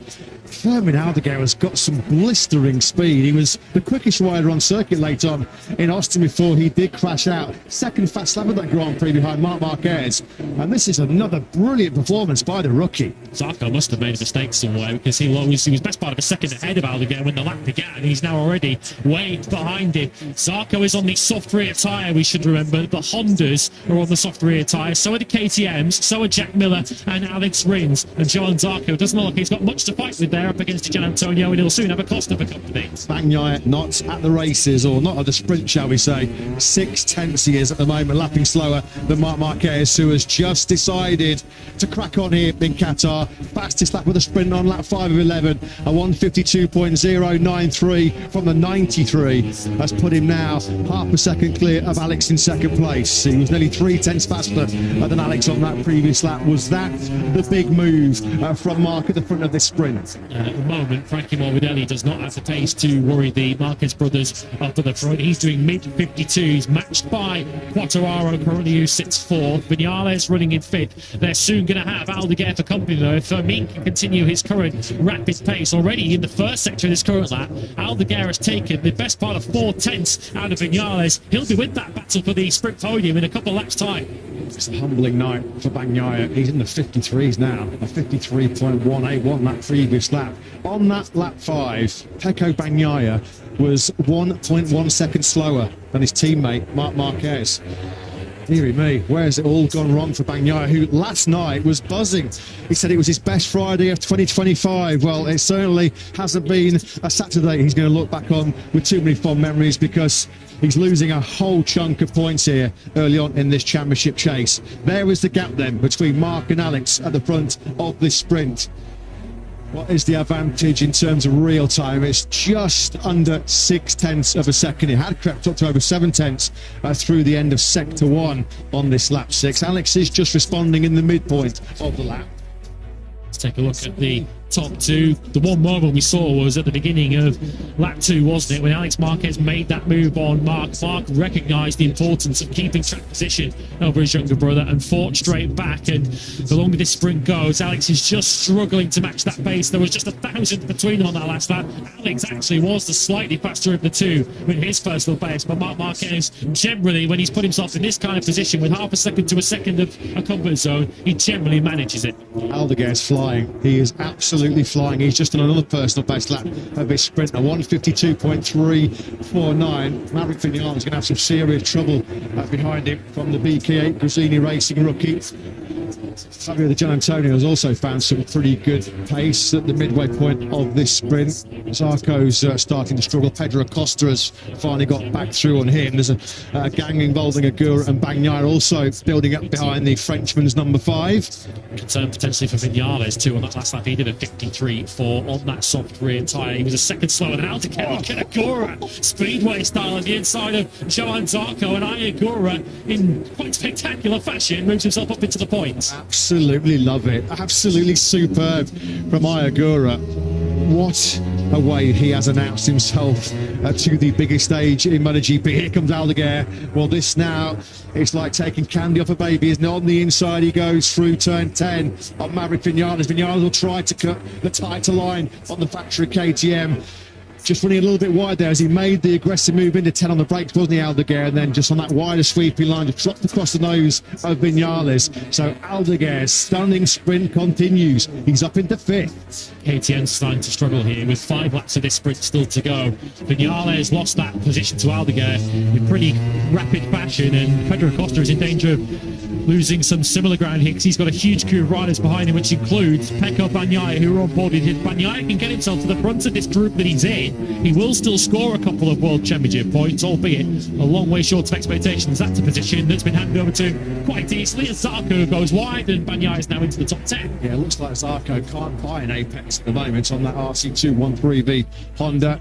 The gap between Mark and Alex at the front of this sprint is starting to stretch out. It's now just on a 9/10 of a second, a 152.2 from Mark on lap 7, a 152.5 from Alex. There's now Agura. He has just got so much confidence in the front end of that Aprilia RSGP. He's now picked his way through on Pedro Acosta. So Agura up into P8. Yeah, Vinales is now doing 53.8. Acosta did a 53.6. They are a second and a half off the pace of Marc Marquez at the front. KTM, remind you, all 4 KTMs went for the soft rear tyre. Is that now starting to backfire on the Austrian brand? Gian Antonio now comes through on Vinales for 6th place, and Vinales might yet reverse back towards Agura yet. Yeah, unfortunately, Vinales does look like a bit of a passenger on top of that RC16 right now, doesn't he? He has nothing at all in response for Aldeguer and the Gian Antonio, who've rapidly fired through on the 2 Ducatis. There in the top left-hand corner of your screen, you can see Mark versus Alex. That advantage now has stretched out to over a second for the first time in this sprint. Quartararo keeping Morbidelli honest here in Qatar in the battle for the bronze medal position. That gap between those two is just a whisker under 7/10 of a second. So you feel that there's plenty of margin for Morbidelli to manage it to the checker flag here, but Quartararo will not give up the ghost, will he? Quartararo, I guess, will be mindful that Fomin Aldeguer is setting some pretty fast lap times up behind him. Aldeguer now in 5th place, on board now as we look at Pedro Acosta. So this will be on board, I guess, with Pecco Bagnaia, who looks like he was a little bit wide himself there coming into the final corner. You can just see just up ahead of us is Ayagura. Then we have the 37 of Acosta and the 63 of Bagnaia. Ayagura is just at a 152.7, his personal best lap of the sprint. There are only 3 riders up the road who are going quicker than that. I can't recall the last time we saw Bagnaia in the 52s. That last lap, once again, a 53.3. He really has struggled, just has not got going from that 11th place.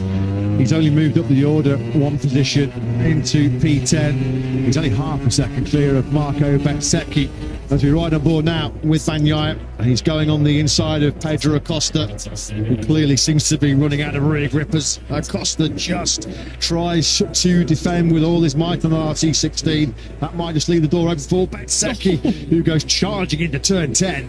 And clearly some big problems for Johan Zarco because he pitted at the end of that last lap. So Johan Zarco is out of this sprint. So the LCR Honda rider who was up inside that top 6 earlier on will score nothing tonight.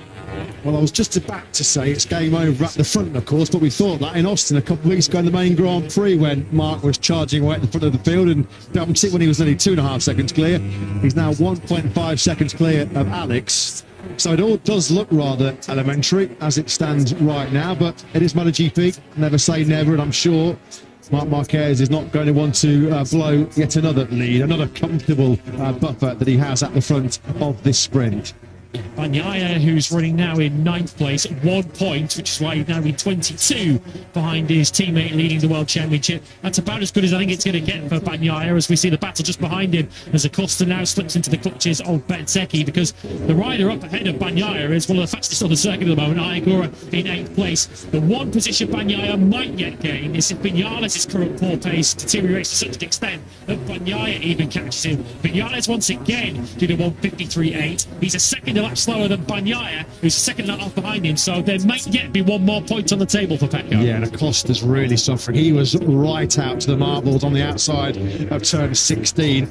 Marco Bezzecchi just had to run his normal racing line. It was just easy as you like, as Acosta really is suffering. Gian Zarco, Jack just saying to us that rear tyre issue for Zarco. There's the replay. There's Acosta just out so wide. He just had no front grip as he tipped into 16. So as we've had, he was a sitting duck there, wasn't he? Back at the front then.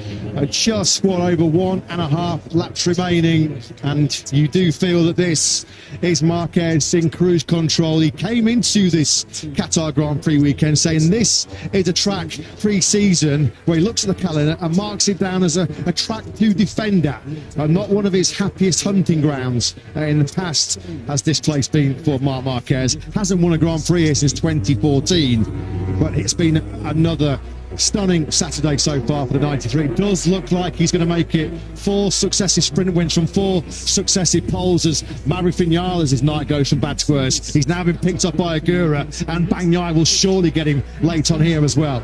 Just underlining the point, as Jack told us, that Zarco's problems were rear tyre related. Those who started on the soft rear tyre have just ran out of grip and ran out of pace in a big way in these latter stages. Look, Bagnaia's passing Vinales in turn 13. That's how much quicker, how much side grip he has relative to Vinales. So Bagnaia now up into 8th place, and surely Marco Bezzecchi will catch and pass the KTM man too to move up into that final points position. The soft rear tyre was a mistake tonight. This is game on for the bronze medal here. Look at this, last lap underway, and Frankie Morbidelli is really struggling here. Fabio Quartararo and Fermin Aldeguer all of a sudden have jumped all over the rear tyre of the VR46 Ducati at the front. Marc Marquez 1.6 seconds clear of Alex. He is, it looks like, going to regain control of the MotoGP World Championship, but a podium place here, a podium fight which we thought was in the hands of Morbidelli, has suddenly come alive. I'll tell you what, this bodes very well for Fermin Aldeguer tomorrow. He's miles faster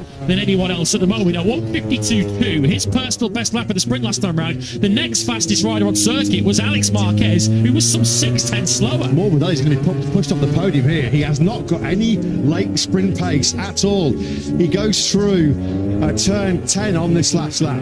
Can he hold on through turn 6 rather? What can Quartararo and Aldeguer do? Look at the Gian Antonio. He's got some serious late sprint rhythm as well. He might just run out of time here. And Fabio Di Gian Antonio need this to be a 12-lap sprint. He could have been in podium contention as well. Morbidelli wide there, struggling to turn that Ducati through turn 9, which brings Quartararo on top of him now through 10. Surely Quartararo's only opportunity from here is just a block pass into turn 16, the final corner. 15 and 16, your only opportunities here.